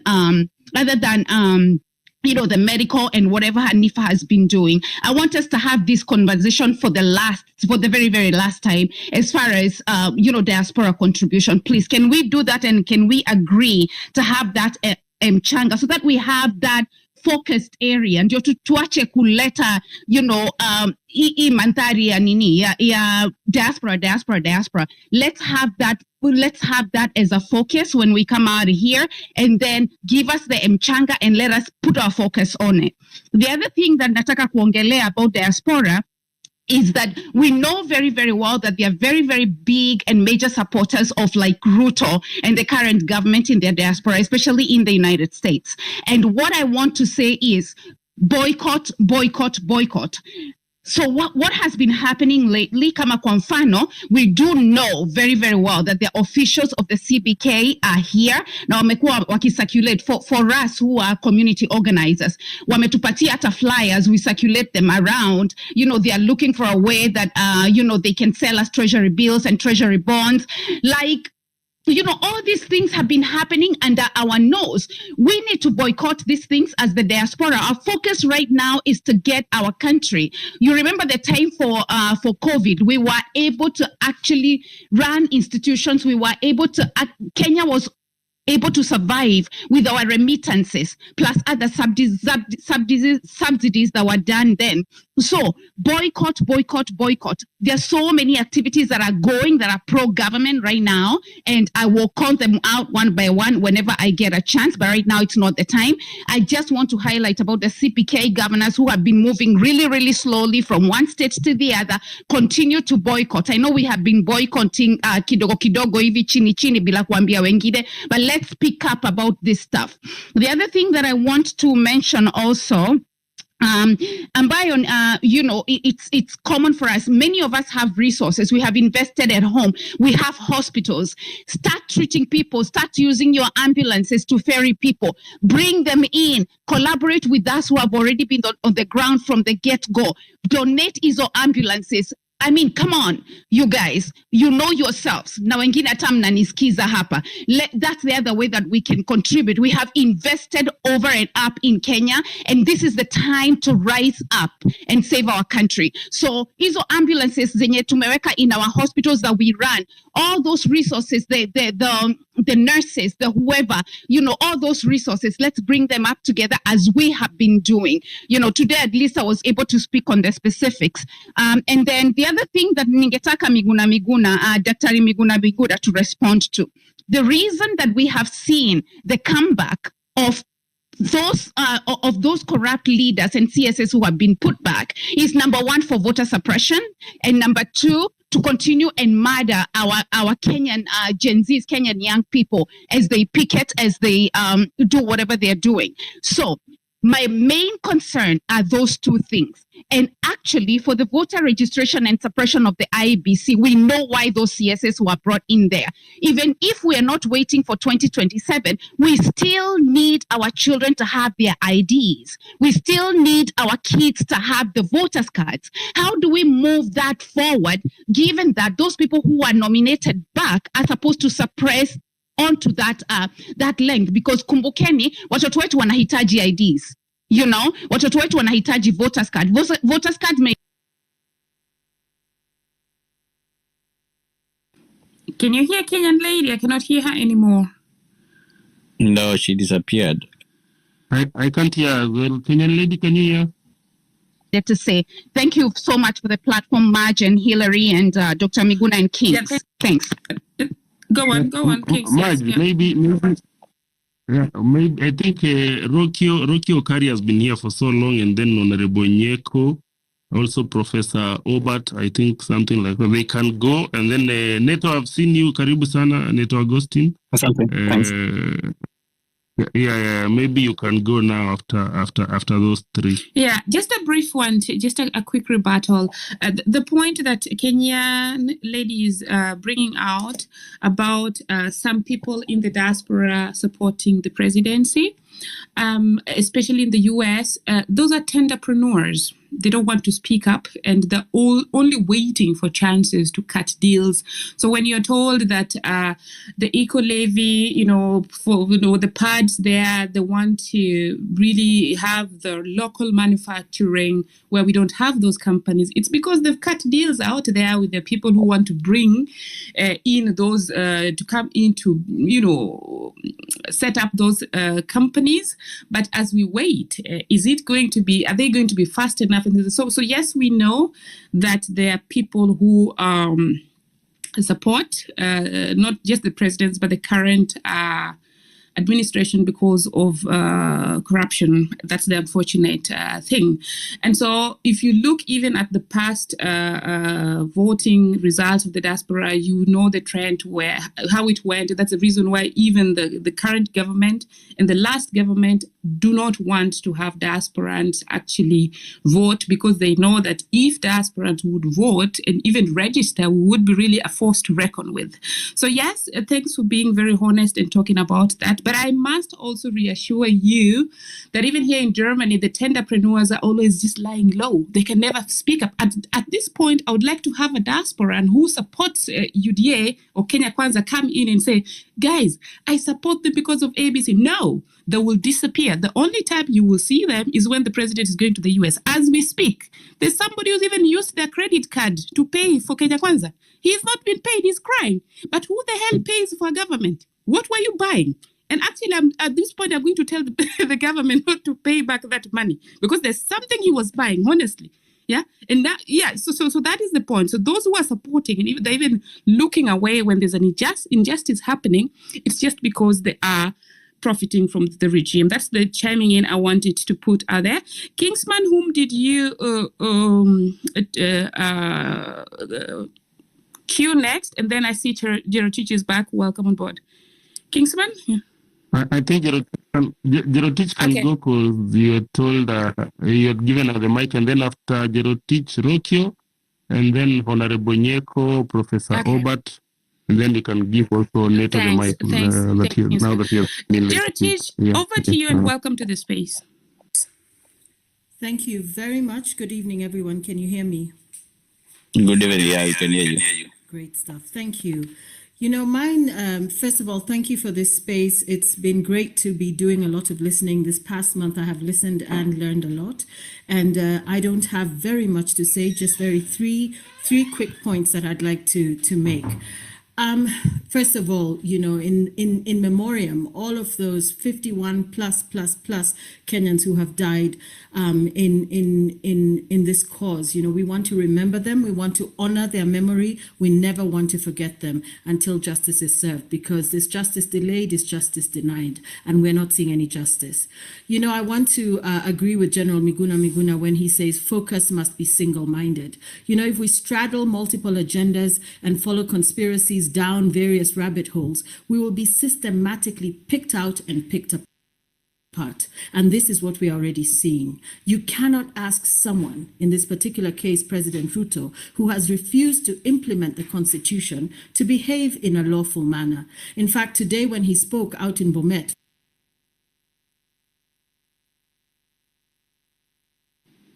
when you hear him speak like that, to change public opinion and begin to actually nod in agreement when our young people are killed, picked out and shot dead. Dada Mkawasi, you said a while ago, not on this particular space, that we need to understand and know mission, wherein our ideals lie, and thereafter our strategies and our tactics. And in this particular case, I'm fully with Dr. Miguna when he says Ruto must go. If we say we want to do this, reject the recycled CSS, do this, do that, we're going to have a litany of requests and woes. And we're expecting somebody who has refused to implement the Constitution except extremely selectively to behave in a lawful manner. So we must stick to the mission that Ruto must go. Now, I just also want to say that brutality is on the rise. I walked alongside LSK last Monday, tracking the illegal arrests and seeing what happened to our young people. The snail pace of this injustice system is utterly, utterly shocking. And the sheer brutality of the crackdown really completely, amazed me. And I said, this regime is nowhere near stopping. And in fact, all of those 109 Gen Zs who are charged with being drunk and disorderly, for heaven's sake, I looked at them and I said, these are our children. I'm the mother of Gen Zs. And I say they have been beaten. They were limping. They were struggling. There was this one young lady, Nadia, who had been beaten half to death. How do you go ahead and hurt our children like this? And this regime absolutely does not care. And I spent the following day with them, and I spent time just listening to them and realizing these are not the criminals, the anarchists, all of this rubbish that is being put on them. And we have to find a way as the wider Kenyan community, because this is not a Gen Z struggle, to get involved. Because these 109 who are charged, who will be back again in court on the 30th of July, who will once again get caught up in this system of injustice, will eventually get tired. We cannot also allow our Gen Zs to be used as fodder for police bullets. And this is linked now to my final comment, which is the intergenerational nature of this struggle has not yet come to bear. We have started to coalesce on social media like we do here, but we are not yet on the streets. And I'm speaking as a Gen Xer, and also the baby boomers who are still able to be on the streets, and the early millennials. We have abrogated our responsibilities. And we need this critical mass. If we're going to sustain Ruto must go, whether it's Occupy, JKIA, or any other place that is public and that we can sustain our action, we can no longer push our children to the front line. And when I say that, I say children not because I'm patronizing them, because they're over the age of 18, they're adults, they know their minds, they know themselves, they're absolutely brilliant. I have spent time on the streets, I've been to most of the demonstrations, walked alongside them, they know exactly what they want. But when I say our children, I'm just creating that knowledge that we have pushed a certain group to the fore, we idealize them, we idolize them, we praise them, and then they're the ones who sleep in Central Police Station without food and with bruises all over their bodies. At some point, there will be no more bones to break, and this is what the regime is counting on. So we need to rise up en masse and say, we are all taking our country back. And if we can get to that point, then what we talk about around the single-mindedness of the mission, Ruto must go, we will then get there. Otherwise, they will pick us out as they're already doing, and we'll be relegated to these spaces. So I just want everyone to be encouraged, those of us who are in Nairobi. I appreciate also the diaspora present space, the request for pathways, for support, financial and otherwise. Let us all pull together, because also the division, the diaspora versus those on the ground, what does that even mean? We are all Kenyans. We understand the Kenyan reality no matter where we live. So it's about the unification and the closing of ranks, even at this moment when the regime believes that it has, scattered us enough that we will not come back together again. And we need to be like that shoal of fish that is swimming in unison in the ocean. You do not know who the leader is and who the head, the tail is, but they will scatter, come back together, and keep moving single-mindedly until they arrive at their destination. And this is the encouragement I'd like to leave us with and say, we cannot lose hope. This is the moment not to let go. This is the moment where we say, actually, we have our mission, we know our ideals, and these are the strategies and the tactics that we will employ. Thank you very much. Thanks. Thanks, Gerotich. Hillary, were you saying something because there was an echo, or was that from Gerotich still? No, it was not. It was not mine. I think everything is good now. Okay. You want to say something, or shall I just proceed? Go ahead. Okay. So, Gerotich, thanks so much. The time you mentioned, where was the president today? Sorry, I've forgotten. Didn't I? The president was in Bomet today. Yeah, the moment you mentioned Bomet there, you disappeared for 2 seconds, so we couldn't hear you. Then we had you again. Yeah. Okay. Yeah. Yes. Okay. Yes.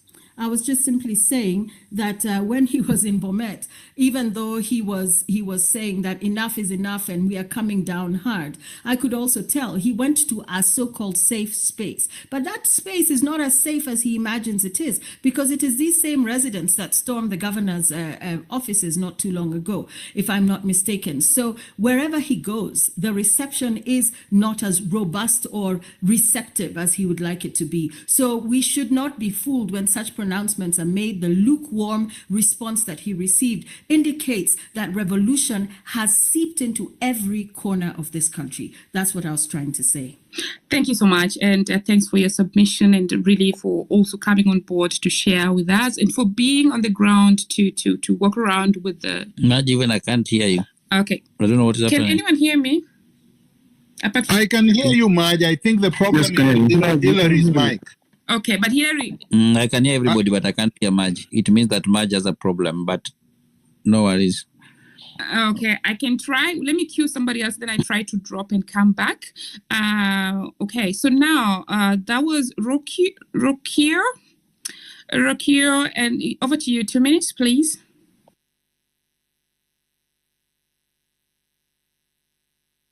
Rokio, can you hear us?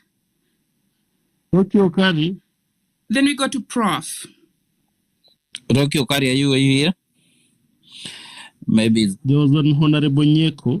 Honorable Nyeko, go ahead. Then we go to our speakers again. Prof. Yes. Good evening, comrade. Am I clear?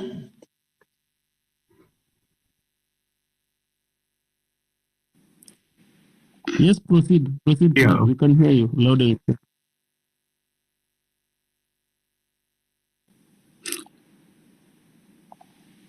Can you guys hear him? I cannot hear him. Kingsman, who is speaking? Okay. Neto, can you hear the speaker? No, I'm not able to hear him. Okay. Thanks much. Yeah, welcome. So, Prof. Obert, kindly proceed. I think the speaker dropped. I cannot even see him. Prof, please proceed, and then Neto is going to be next. Yeah, thank you very much for having me. This is a beautiful space. I'll be following this. I want to really thank Mugar and then Hillary, Kings, and everybody.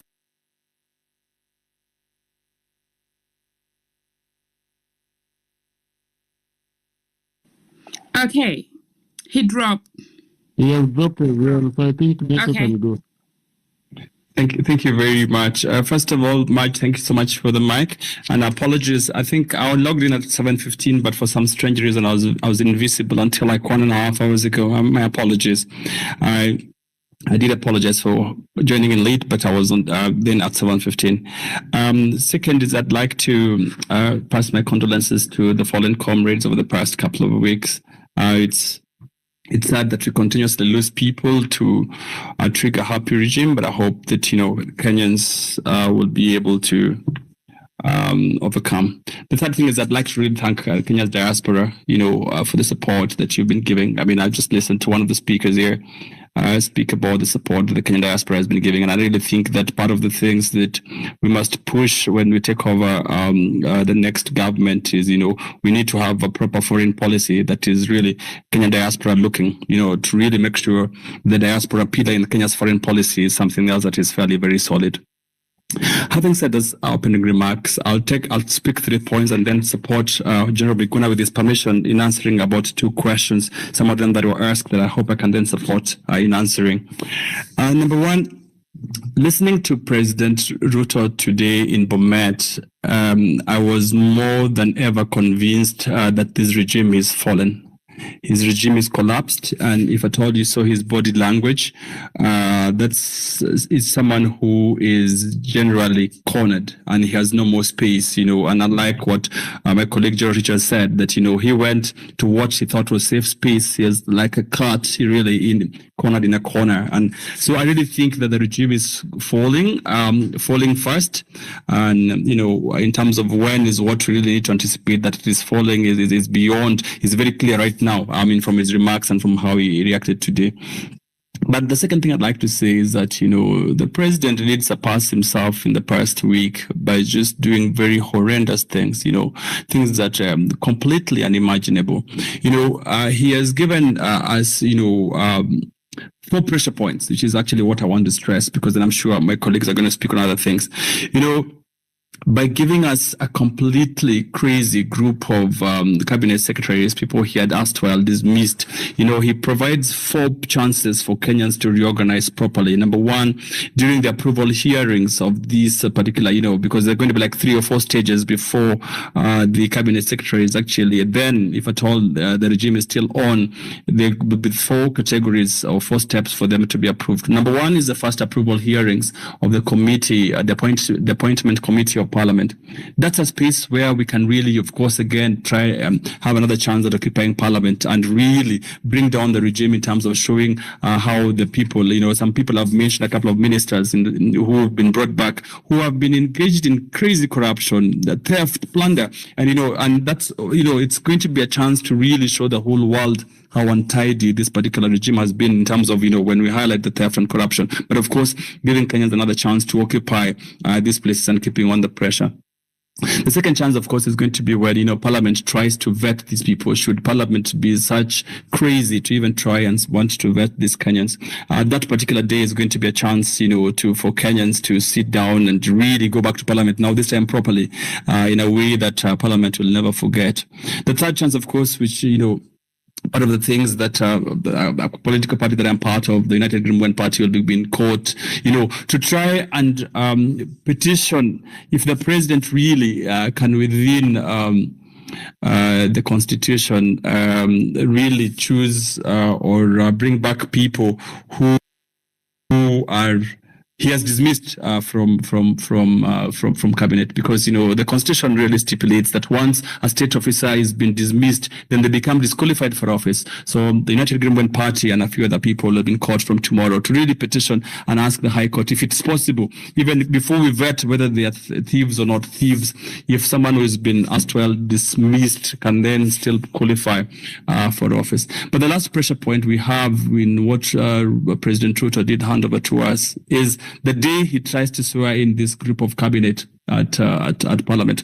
That would be a classical chance, the best chance. You have all of them at State House. The swearing in is taking place, and that will be really, really a good chance to organize some things around the State House.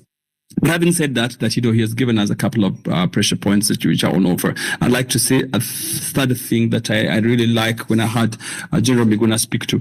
I think we need unity of purpose. We need a convergence of minds right now. Of course, there are various voices speaking out there, but the best way to deal with nations when we get out of something like what we're just about to get out of, we will all be in a revolution.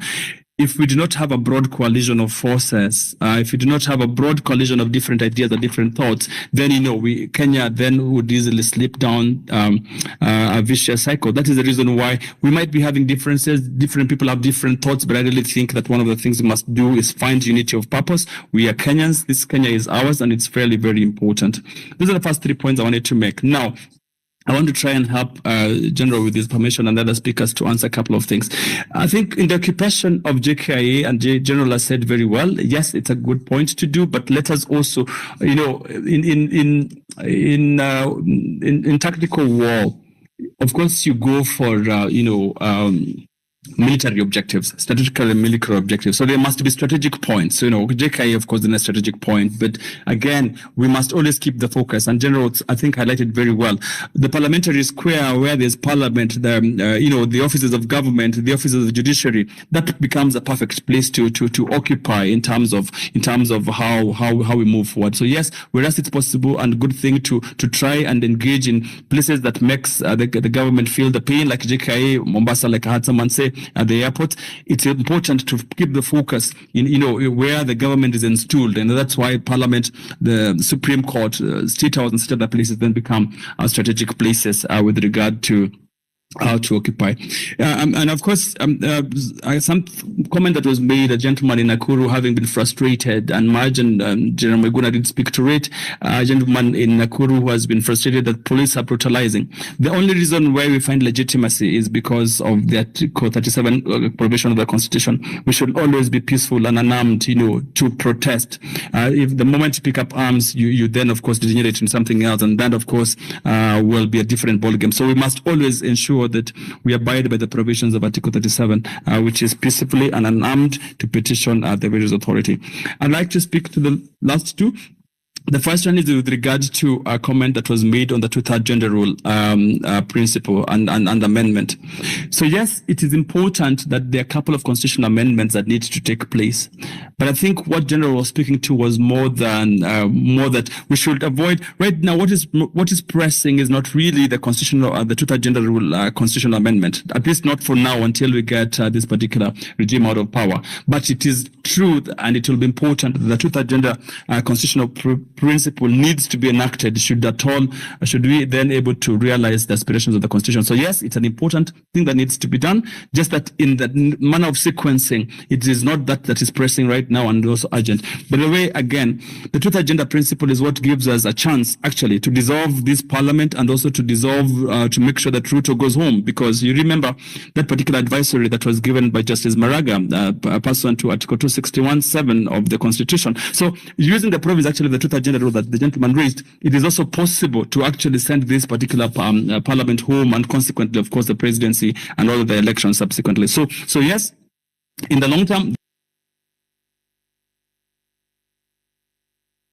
is no to constitutional amendments. Lastly, in terms of this particular sector, I'd like to see someone actually talked about to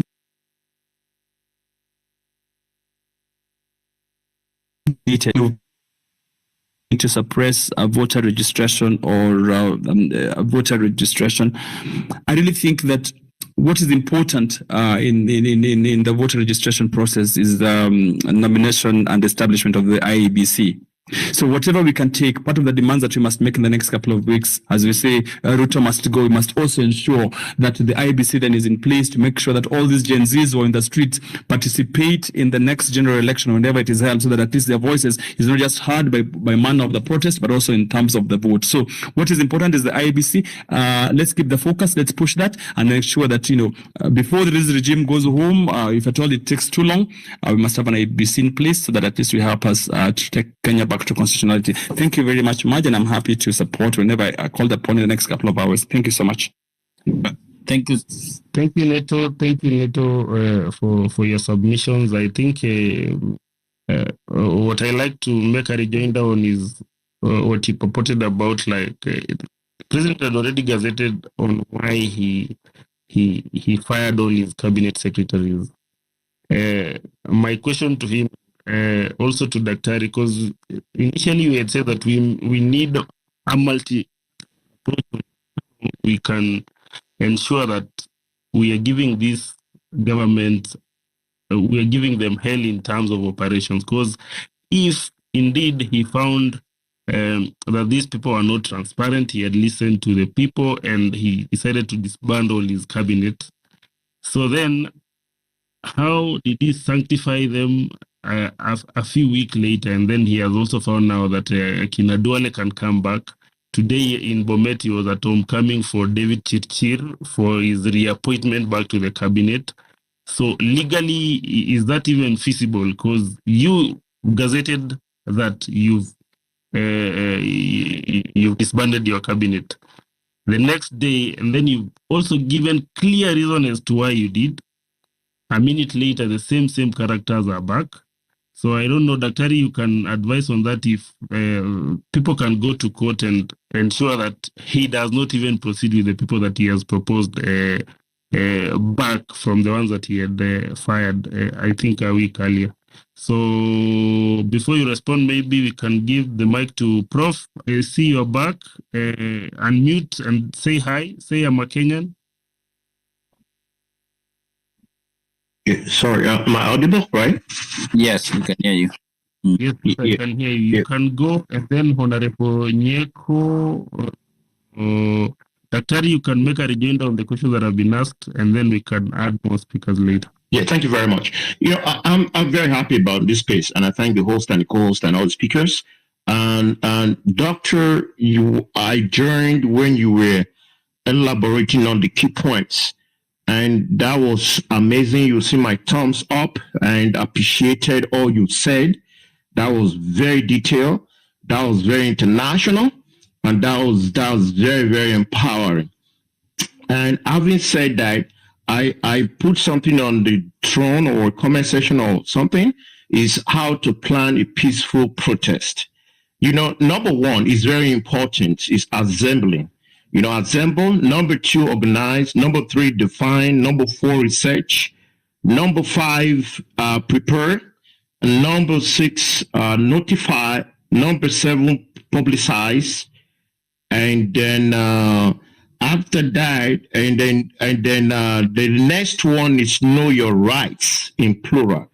All right. And then the other one is remain peaceful, which the doctor emphasized, which is absolutely paramount. And then the next one is well, that's protest. So it's to do it, is to speak out on issues that we are, as Africans, as Kenya, we are passionate about, which is very simple. A singular goal is that Ruto must go. And when that happens, you've given the light to shine upon not just Kenyan alone. I want to just be on, you know, without making mistakes. You know, it is not Kenya alone. It is the entire Africa. And to add to what Doctor said before, you know, I put you on the comment section or something or whatever. I'll do that later if I'm not done it. In 2022, Sri Lankans, they did that. That's not too far away from that, right? They did that. They hosted, they kicked out the stubborn president, which was a military officer. So that being said, folks, we are not giving up. Personally, and my team and all the folks I know, when it comes to contribution, when it comes to idea, we'll support Kenya. And Kenya must succeed. That man, I was in this space when he came, the president of... So that being said, folks, we are not giving up. Personally, and my team... Professor, there's an echo, and maybe you try to land in a minute. Yeah, I think so. Okay, someone, I don't know, someone was hearing myself. So I think I finished my point really, and then what I will keep saying is that let's not forget those key points. Let's make it simple, simplicity, and then let's keep on be persistent, and we'll get the result. I want to round up with this. Imagine when you're building a big mansion. What do? You lay the blocks, you lay the foundation, make a concrete foundation very strong, and everybody's sweating, and everybody's even getting tired and whatever. And we, have a break and have some meal, refreshment, and come back again the next day, and you're doing the project. It's consistent, right? And you have the finance, everything's in the bank, right? And when the mansion is built, because you didn't stop, what happened? And you say, whoa, I will just build this fantastic mansion. And the world is just saying it, like, for example, Sagrada Familia in Spain or Paris, the tower. So this is what we're doing right now. So I want to encourage everybody, let's not give up. Let's publicize it. Let's tell the word, and let's go out there and root out the criminals out of Kenya and the entire Africa. Thank you very much. Thanks so much, Prof. And yes, so as we proceed, I would like to encourage Gen Zs who are in the space to request for the mic. And I would like to also underline that we are moving forward also going to give priority to Kenyans in Kenya. come in and also share the point. So, Honorable, 2 minutes, please. I hope you can speak. Nyeko, I hope you can speak now. Yes. Hello. Hello. Good afternoon. Good afternoon. We can hear you. Please proceed. Yeah, thank you so much. I'm called Nyako Paul. I'm from Uganda, but I'm currently in the Caribbean. I'm so happy to be here again, and I'm so delighted to be part of this movement. I just want to say that as a Ugandan and as an African, we are so proud of you Kenyans, especially the Kenyan youth. You see now, the wave has reached Uganda, and you heard yesterday or today, our president was warning everyone not to march to parliament. So that is the power of this movement that started from Kenya. It's also moving to some other African countries. So I'm just standing here in solidarity with you people to encourage that we keep the fire burning. Personally, I'm so disappointed with the president of Kenya right now, Mr. Ruto. How can you be like a dog who vomit and then lick out the vomiters? That cannot happen. When he fired all his government, he brought some hope in me. But after a day or two, the dude reappointed everyone from where he fired them from. So literally meaning that he gave Kenyan and African a fat, big middle finger. So my being here, I've been following all these spaces, but today is my greatest day in history that you gave me a mic to speak. It's just to encourage everyone in Kenya, please stand strong. We are with you in prayers. We are in Uganda. We are in other parts of the continent. We are standing with you, and we pray that the change comes to pass. I'm equally disappointed with my cousin, Raila Amolo Odinga, for what is going on right now with the dialogue. The young people of Kenya never call for dialogue. I'm from northern Uganda, and people of the lake are our cousins. So literally meaning we are all one people. So what he is doing is personal interest, which is not the interest of the fellow Kenyans. Lastly, the energy, the motivation, everything that we are watching on TV, it's giving the wave to all the region of Africa. So you are not talking alone. We are all here following you. It will be very nice that the wave comes to Uganda, goes to Congo, goes to Rwanda, goes to Nigeria, goes to Ghana. Everyone is watching Kenya. So I would like to say thanks so much, and let's keep the power moving. Let's occupy the strategic places like the airport, like what I'm hearing. Those are very nice options. And I'm going to pledge my help. I don't know who to give my help to, but I'm going to put my email on the comment section so that even if $100, even if 500 shilling, Ugandan shilling, I could send it for the youth who are going to be on the street, can buy some water or can treat some injured person. So I'm going to put my email on the comment section. Someone who is reliable can get in touch with me, and I see what I can support as a Ugandan, as a Pan-Africanist, and as an East Africanist. So thank you so much. Thanks so much. Honorable Nyeko, maybe you say this is a safe space for you, a Ugandan. I know you've not had such a... You can say here, Museveni must go, and you are safe here. Kingsman, stop. Kingsman is my little brother. He's always a catalyst. Don't mind. Okay, Museveni should go. Are you tired? Okay. I think Maji, open your mouth, but I can't hear you still. But it's okay. You go ahead. I've seen Dr. Ria as that. But Honorable Nyeko, let us be in touch. Okay, Kingsman, what I say? So let me do this, Hillary. Dr. will go, and then I'll log out and come back again because you cannot hear me. Dr. feel free to chime in just a minute before that. Nyeko, I have a feeling at the moment that Ruto is trying to bring in Uganda. You know, the techniques that are being used in Uganda, in Kenya, the catch and release, and this is going to destroy the youth. I know of people who were actually abducted in Uganda. They used the military. They start with the police, and at one point they use the military.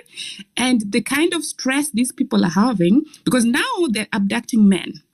But you know the African nature, men are mostly taught not to speak out. So these people are not going to go for therapy.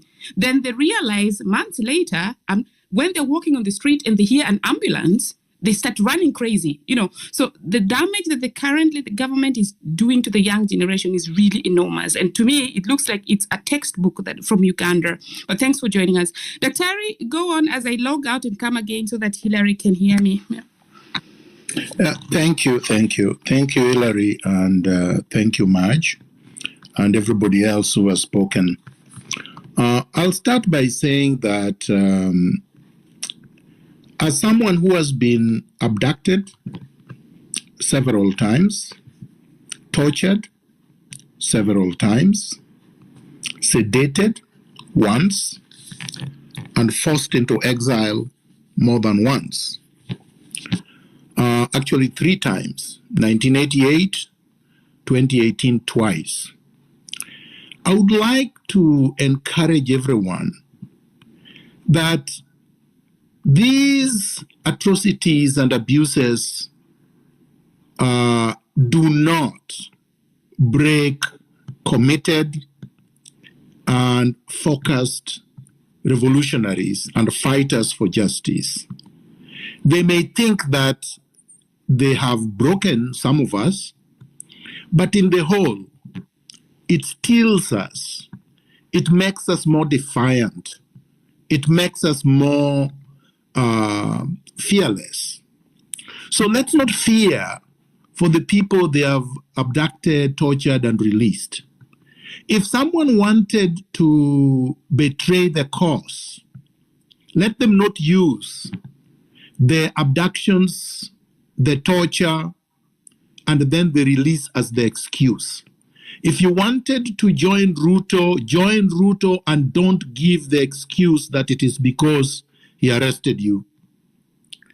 A committed fighter for freedom will not be broken even in death.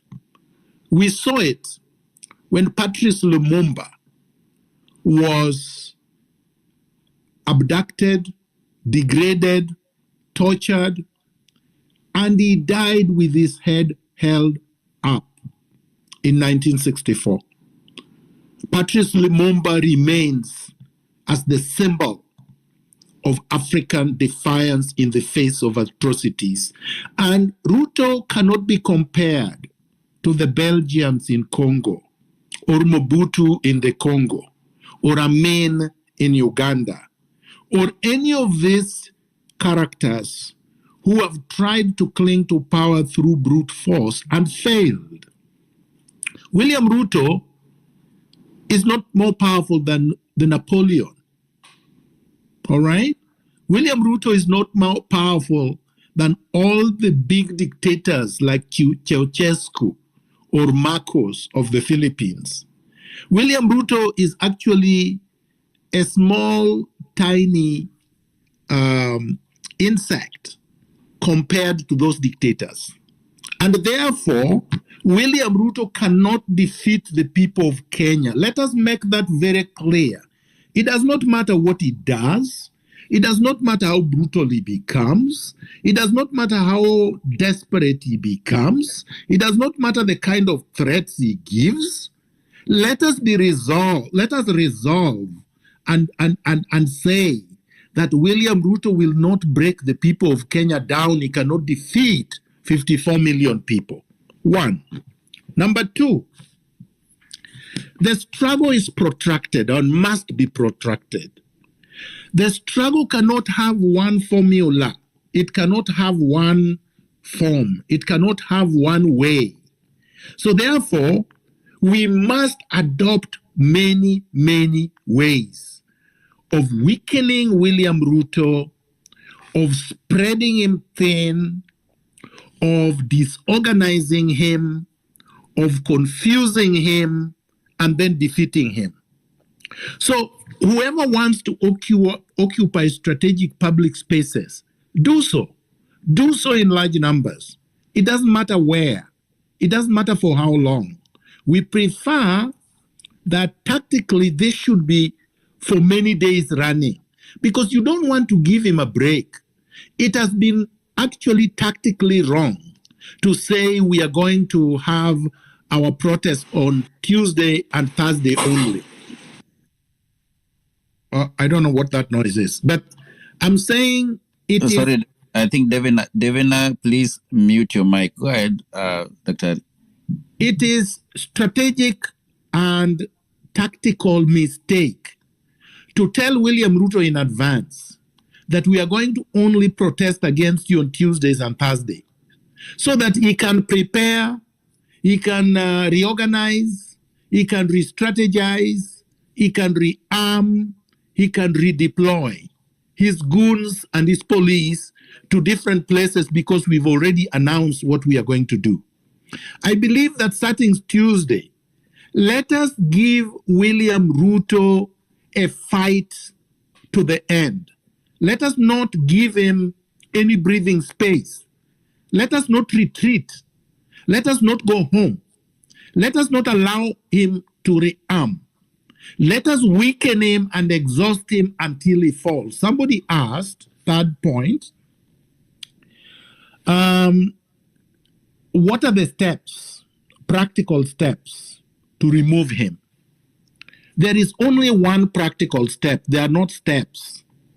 Once we occupy everywhere and we weaken William Ruto with continuous protests, like in Sri Lanka, or like in Sri Lanka in 2022, like in Philippines before and other countries, he will fall.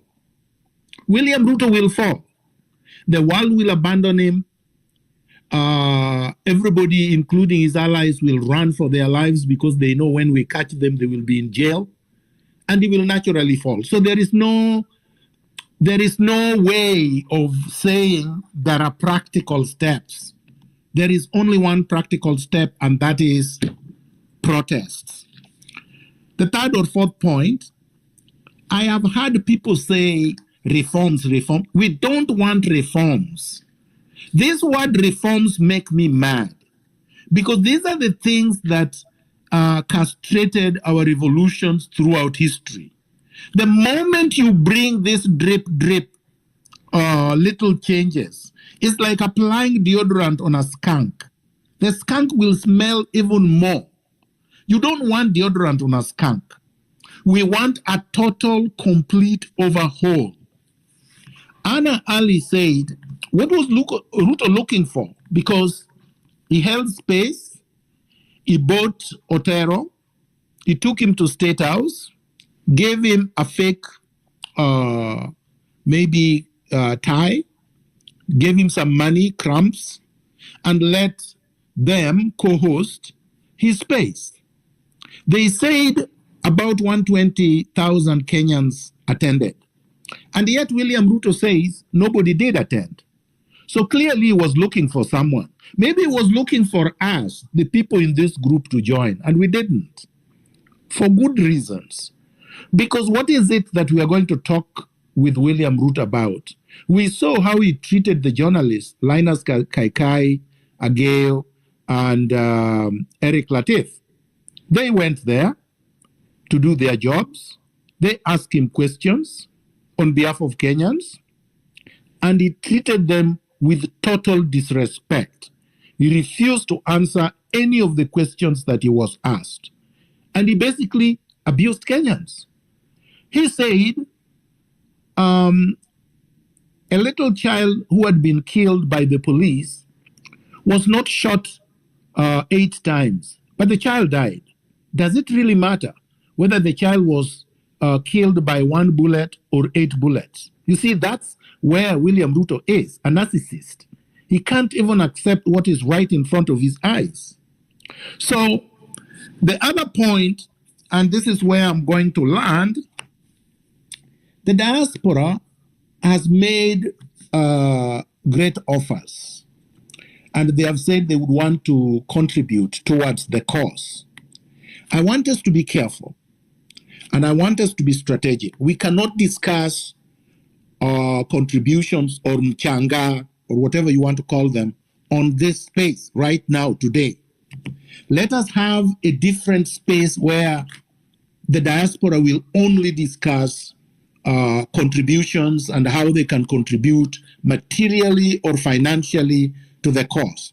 It could be any day, but let's dedicate a day for doing that. We'll set up a group and we'll pick the most honest among the diaspora to be responsible for that contribution. It would not be one person, because that's a dangerous thing. You cannot expect one person to account fully for what nobody else observed. It would have to be more than one person, more than two, more than probably three. Three is a good number, but it could be more. We must have accountability. We must have transparency. We must do it better than Ruto is doing. Because everybody is just doing these things thinking that we expect the person to be quote unquote good. So you are expecting the person to be good, but what if they are not? You would have no recourse. So let's always organize ourselves better than Ruto would or is. And we know he's a thug, but we know that thuggery will not prevail this time. I will land. Thank you. Thank you so much, Dr. Let me test my mic now. If Hillary can hear me, I was thrown out. Oh, you're good. You're good. You're something. Okay, they mess up your mic, but you're not fully back. Thank you. Go ahead. I know what happened. Go ahead. Okay, thank you. So thanks, Dr. Let's go to Wizard, then Winnie and Eriko in that order. Oh, sorry, Kim, I see you. Welcome on board, Kim. So Wizard, Winnie, Eriko, and then Kim. Wizard of Oz. See what happens when people use nicknames. Hello. Yes, Madge. Thank you very much for the mic. Good evening, everybody. Much appreciate. I appreciate a lot for the mic and the opportunity to speak. And I want first of all to appreciate the job you guys are doing. You're doing a great job, and the rewards will be high. So thank you so much. So, and I want to just maybe to emphasize a little bit of saying that we need to put more pressure. We need to put more pressure and pressure and pressure and pressure. This is what will make Ruto move. Otherwise, if we relent, if we start like what I'm seeing, people fighting on Twitter, arguments, we want to be here, we want to be there. We need to put pressure on those pressure points. As Dr. has said, we need to be strategic in whatever we want to do. So we want everybody to come out in every town and every city so that he can see that he doesn't have support. And if we do that for like 2 or 3 days consecutively, I don't think he can be able to stand anymore, because he's standing on a very, very shaky ground. I believe so. And today, everybody heard how arrogant, and vindictive, how arrogant he is. He says that he called for a space and we ran away. And you see, and there are people, the last time I checked, I saw, because the space is recorded, you can access it. There are so many people in that space, but he says that we ran away. So this guy is very dishonest. So what do you expect from such a leader who stands in front of the people and he says they called me for a dialogue, and when I went there, these people, all of them ran away and they left me there alone. So you can see what kind of a person we are dealing with. Secondly, I would want to say that he is very vindictive, and the threats he's putting around are real. So people should not make any mistake of thinking that he's not going to act on those threats. He's going to do it. The best way to prevent that to happen is to put pressure so that he feels that he cannot do whatever he wants. Because for him, he is going to be brutal. And I expect him to be more brutal because he is desperate. He wants to stop us. And the best way he can do that is to pick me tomorrow, the other person the next day, like that. so that he make us weak and we lose hope. And we cannot afford to lose hope because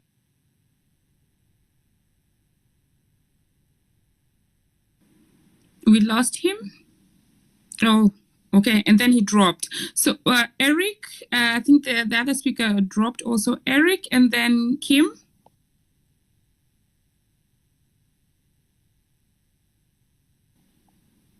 No, Winnie had dropped. Eric, can you hear me? If you cannot hear me, Kim is going to go. Kim, please proceed. Thank you, Maj. And I have so much great respect for you. And I'm very in awe and almost intimidated by being on this platform with so many people I respect politically and ideologically. What I want to say is I'm speaking from South Africa, and we've just undergone an election which has seen South Africa go back to colonial.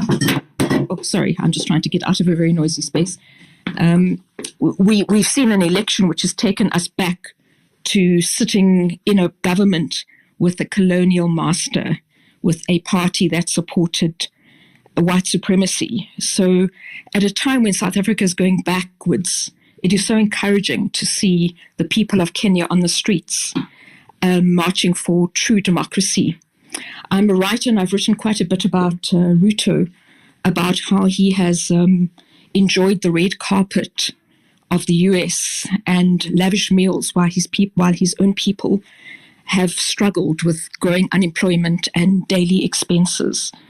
And I think what we're seeing, and I am encouraged, I think that we're seeing the death, it may not be now, but of leaders such as Ruto, and in our own case, such as Cyril Ramaphosa, who has actually sided with white imperialism and it kneels down before them, and by doing so have sold their own people.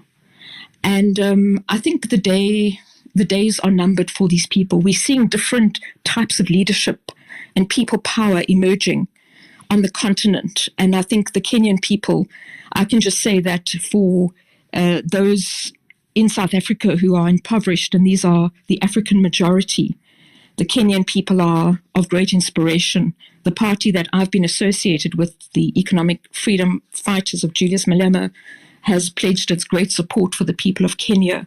And that's very much what we need in our own country. But we have yet to see the bravery of ordinary people going out into the streets. And in the last article I wrote, I spoke about how people in Uganda and across the continent are being inspired by the people of Kenya.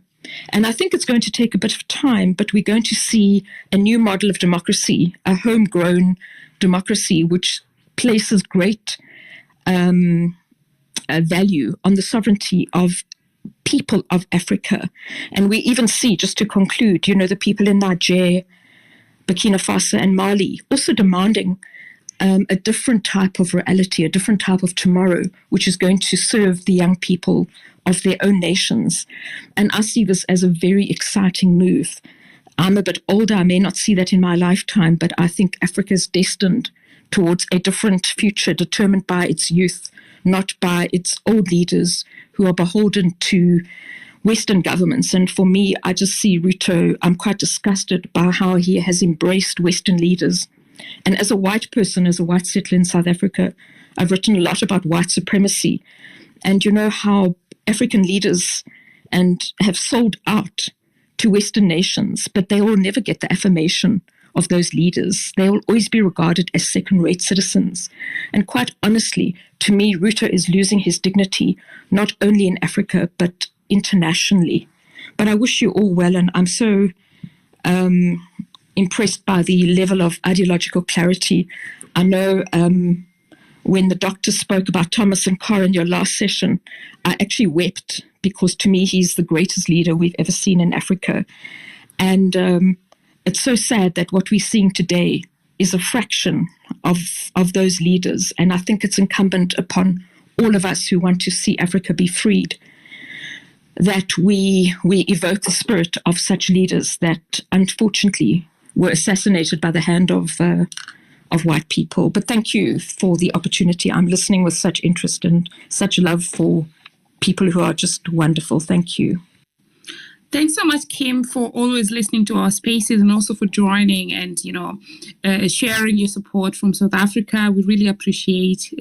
Thanks again. And those who love reading, like Kim said, she's a writer, get on and read her books also. And let's just keep connecting and also learning from different people from different parts of the world. We go to Mike, and I want to really encourage Gen Zs and Kenyans in Kenya to request for the mic, and then as we proceed that way. And Neto and Gerotich, should you want to chime in at any point, just open your mic. Same to Kingsman and Hillary. And Dr. you let me know also when you are ready to answer the questions before I cue you in. So Mike, over to you. And you can use either Swahili or English. We're not only speaking in English here. So I just wanted to just repeat that again, Mike. And if I call you thrice, and you don't respond, I'm going to take you off because those are the people who come in and clog the spaces. So, Mike, over to you. Okay, hi. I hope you can hear me. Loud and clear. Okay.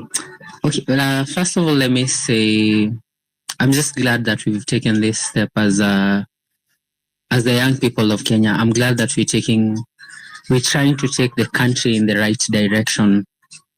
I was watching the news today and I was actually very perturbed by Ruto's remarks, terming the Gen Zs as faceless anarchists who are trying to steer the country in the wrong direction. Yet he wants us to come to the table and talk to him. Yet the demands that we tabled, he is not even yet satisfied either of them. We asked him to overhaul the cabinet. We asked him to dismiss the cabinet, and he nominated a new one. And out of the people that we wanted out of the cabinet, he went back and returned the same people. I think he's trying to look for he's trying to look for the person who's financing this protest. And if he were here, I'd have told him he is our biggest financier. He is the person who is financing us. He's the person who is fueling our rage because he's not ready to listen to us. Gone are the times when you lead people in the direction that you want. This is a democracy. Kenya is a growing democracy. So he has to listen to the people. He has to take the country in the direction that the people want and not the direction that he wants. I think going forward, things are going to be much messier. Things are going to be much harder for him because we're not going to relent. We're not going to take a step back in any way. We will have to make sure that he listens to us, and whatever it is that we want, he will have to do it. He said that he will protect the country, he will protect life, he will protect the people. And I will tell him this if he's listening. We will come peacefully, but we will not relent. He has to acknowledge that the people are the sovereign power of the state. He has to acknowledge that we are the people who gave him the power that he has, and he has to acknowledge that he has to listen to whatever it is that we're saying. So I will urge all of us, whoever is listening, I will urge all of us to come out in large numbers. Let's marshal in large numbers. Let's come out. Let's fight this. Let's march together. Let's ensure that whatever it is that the lives that we've lost, let's not have lost them in vain. Let's make them count. Thank you. Thank you so much, Mike, for your submission.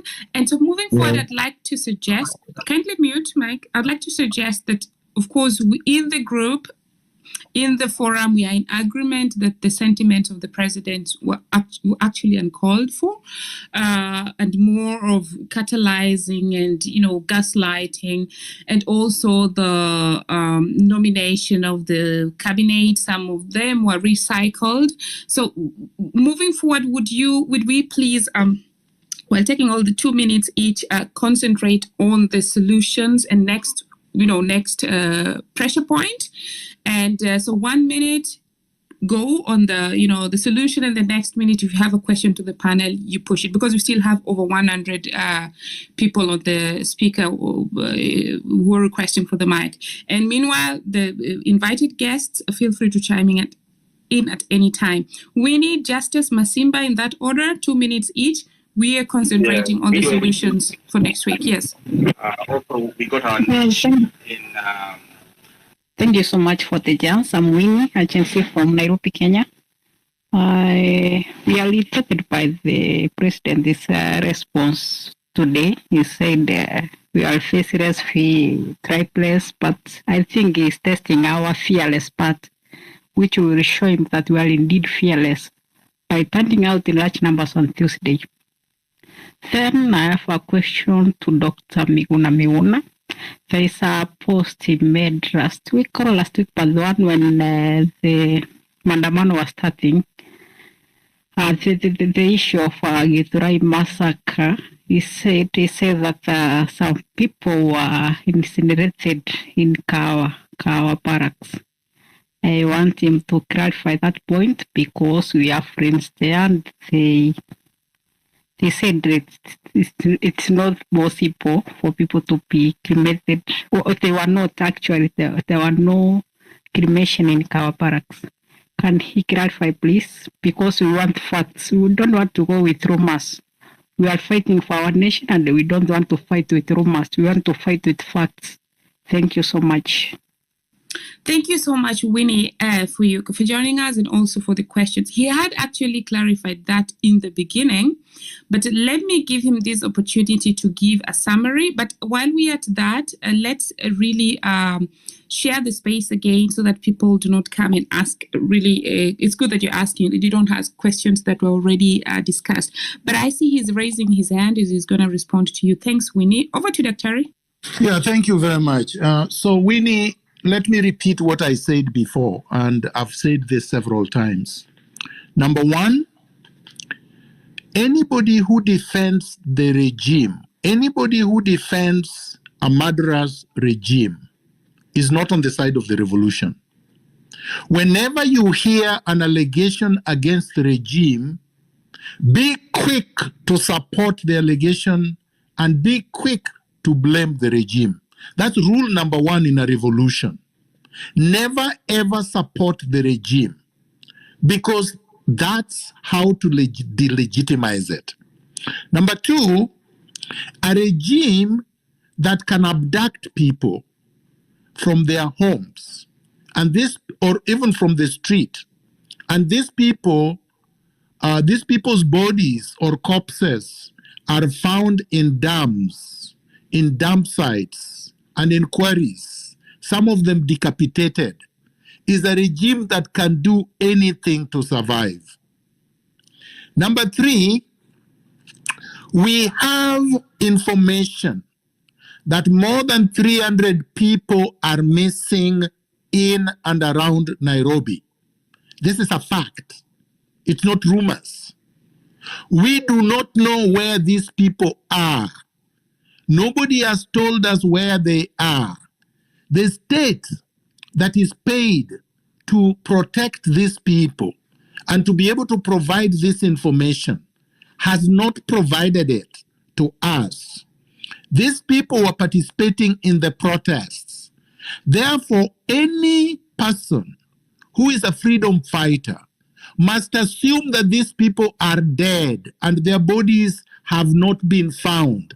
Therefore, to dismiss the information some of us received that they incinerated these bodies or cremated them in Kawa barracks would tend to be a support for a murderous regime. Number four, this regime and the regimes before it have human incinerators all over the place. I know of the ones at the headquarters of the NIS on Kiambu Road. They do have already cremators and incinerators. And they can also use incinerators for animals. If many of you have a clear recollection, you will remember the man who died in Ruiru at a factory who burned to death and they could not even find his teeth.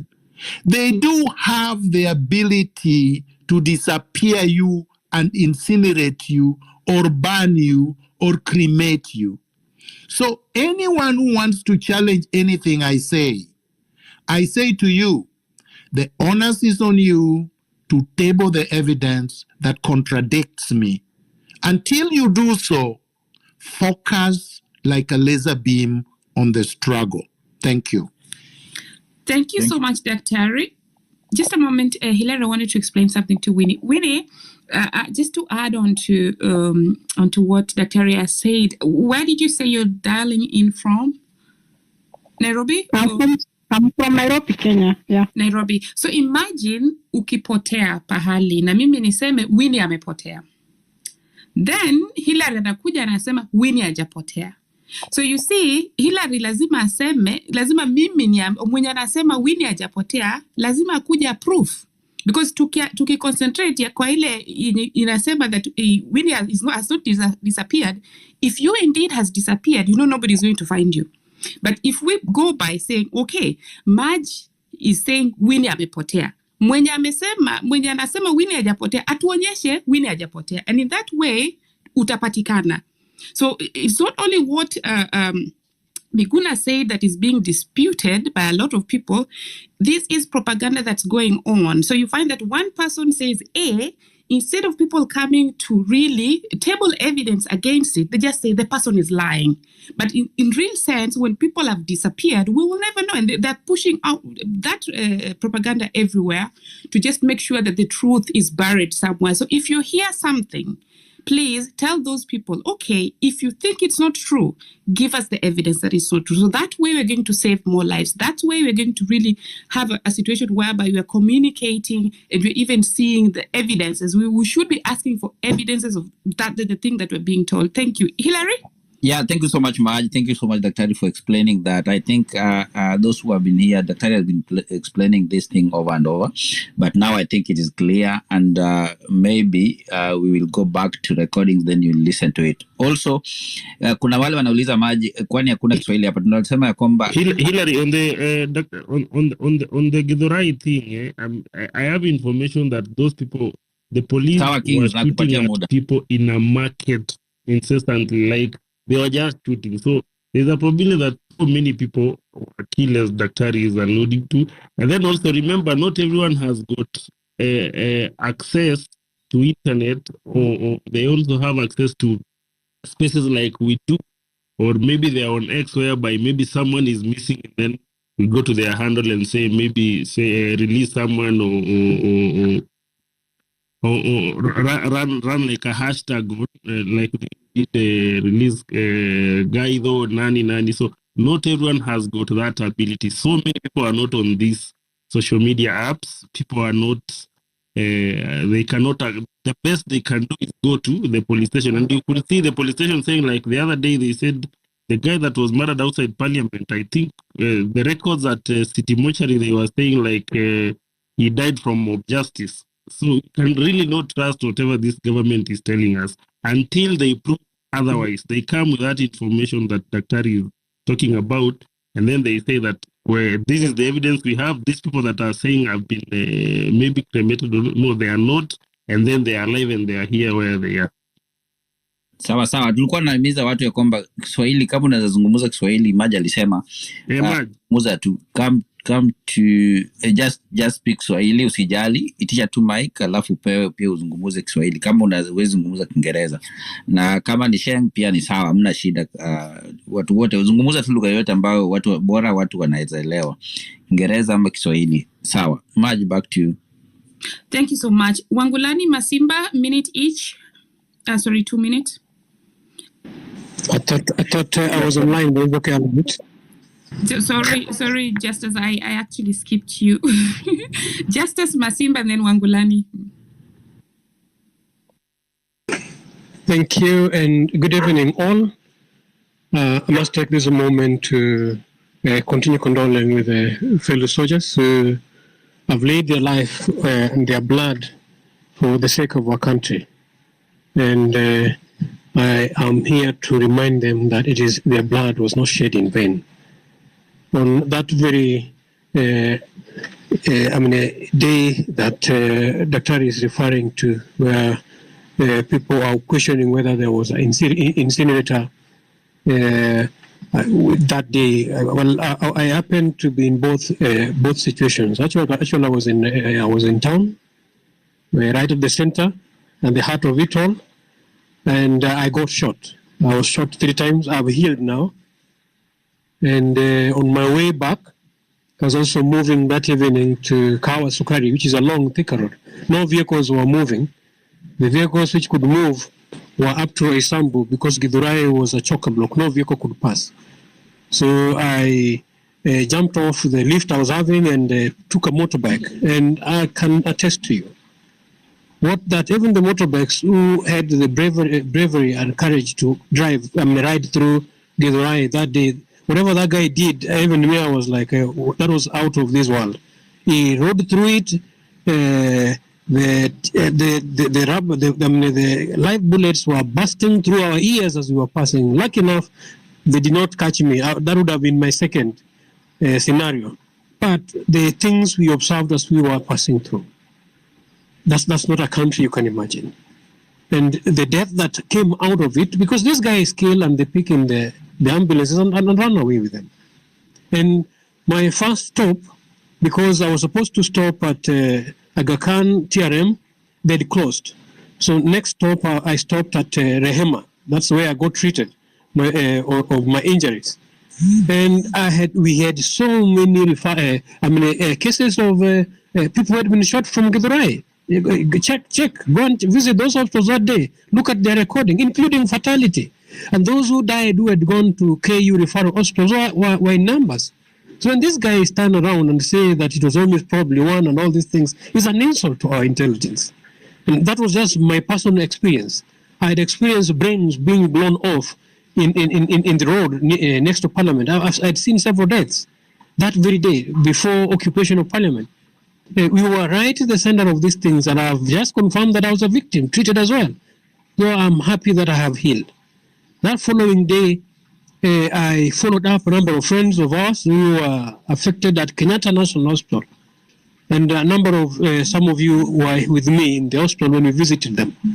And even today, I would still urge you, if you can visit them, like Ward 6 in Kenyatta has been, specifically, there's a ward that is dedicated to the victims of demonstration. And then when you sit down with these guys, visit so that you renew your understanding and your indignation, even to engage further.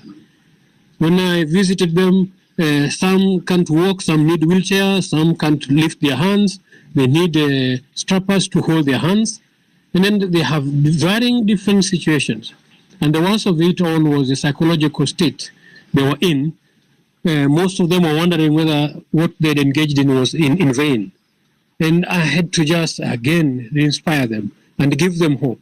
And I believe, even if you didn't have a hope enough or a reason to come out and bring down this draconian government, visiting those fellas, visiting those brothers and sisters is sufficient reason enough. Yeah. Please try to land. Yes, that very evening I visited the morgue as well. In Kenyatta alone, they registered that Thursday, the Thursday we're talking about incineration. They'd registered 11 live bullet shots. There were already 3 recorded fatalities. Others were in critical situations. Yeah, so these guys can't just run away and deceive and then spread lies the way they're continuing. Just to land, would call out comrades again. It's another day, it's another season, and there's another time. That is Tuesday, next week. It is us to press further on our strategy. We need to keep on the messaging. I would call upon members to keep messaging. We need a moratorium on any trade, on any lending, on any borrowing, or even payment of loans on behalf of Kenya by this guy.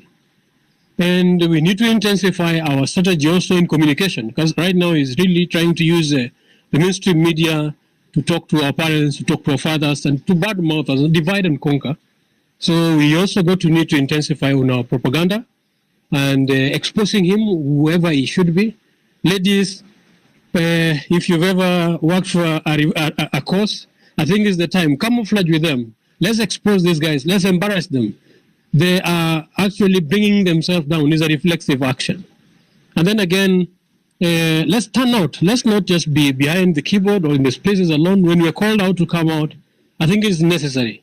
But then we need to come out strategically. We need to organize ourselves in an undefeatable manner and make sure that we send this message once and for all and loud and clear to a point that this guy would not sit back and call us, faceless, formless. He should know that we are the form. We have purpose, we have organization, and we have leadership. Thank you. I know I've surpassed my time. Yes, Juma, and that's what I wanted to speak. But thanks so much for your info, and do share also that info via a tweet so that we can retweet, and that because that is vital information that you're sharing there. And for those who are coming to say that others are giving false information when it comes to death, this is a very serious information that one would, if it turns out to be false, it would have really grave consequences. So please do not dismiss people. Find evidence to show that they're not telling the truth. Wangulani, then Dr. Owiti. 2 minutes each now, for real. And sorry, before you go, Wangulani, Peter was dropped off air when he was speaking. Peter, kindly just finalize, and then Wangulani can go. Thank you so much. Sorry, I got dropped. I don't know how it happened. That was very weird the way it happened. I think the government is trying to do everything possible to scatter us and make sure that we do not come together. So as I was saying, that let's put pressure on those points that will really work. So if we decide that we want to occupy spaces, let everybody come out in large numbers, every town, every city, and we put pressure. Because if we do that, he's not going to recover. But if we relent, he's going to come back and very strongly. As I was saying previously, that you see, like today, he was threatening us. And I want you to believe that he's going to come back very, very strongly, very hard, very brutal. So if we don't remove him, he's going to be very, very brutal. So we don't have a chance. We don't want to give him an option. We make sure that he goes. Because if he doesn't go, we will suffer big time. He is very vindictive. I remember when people breached parliament, he said that people must be held accountable. And you see his system, the way he's holding people accountable, he's not even taking people to court. He's abducting people, he's killing them, he's torturing them, and then killing them and dumping their bodies, incinerating their bodies. That is not a person, that is not a human being. This guy is an animal. And you see he's using the church. He's going to church every Sunday. He's following, their church people are the ones who are giving him this support and whereas we are fighting him, and the people in the church really need to rethink their way. Even if they are playing God, they need to really think about it. It is very bad that the people who are supposed to tell him you cannot do A, B, C, D, they are the people giving him that support. They are giving him that platform, And that's why our parents, is very difficult to our parents, really, many of them do not really believe that what we are doing is right, because they look at him as a man of God. But really, is he a man of God? I doubt it. So, thank you so much, Wayne. Yes, so I would urge comrades to come out in numbers and let's push him out. We don't have an option. Thank you so much.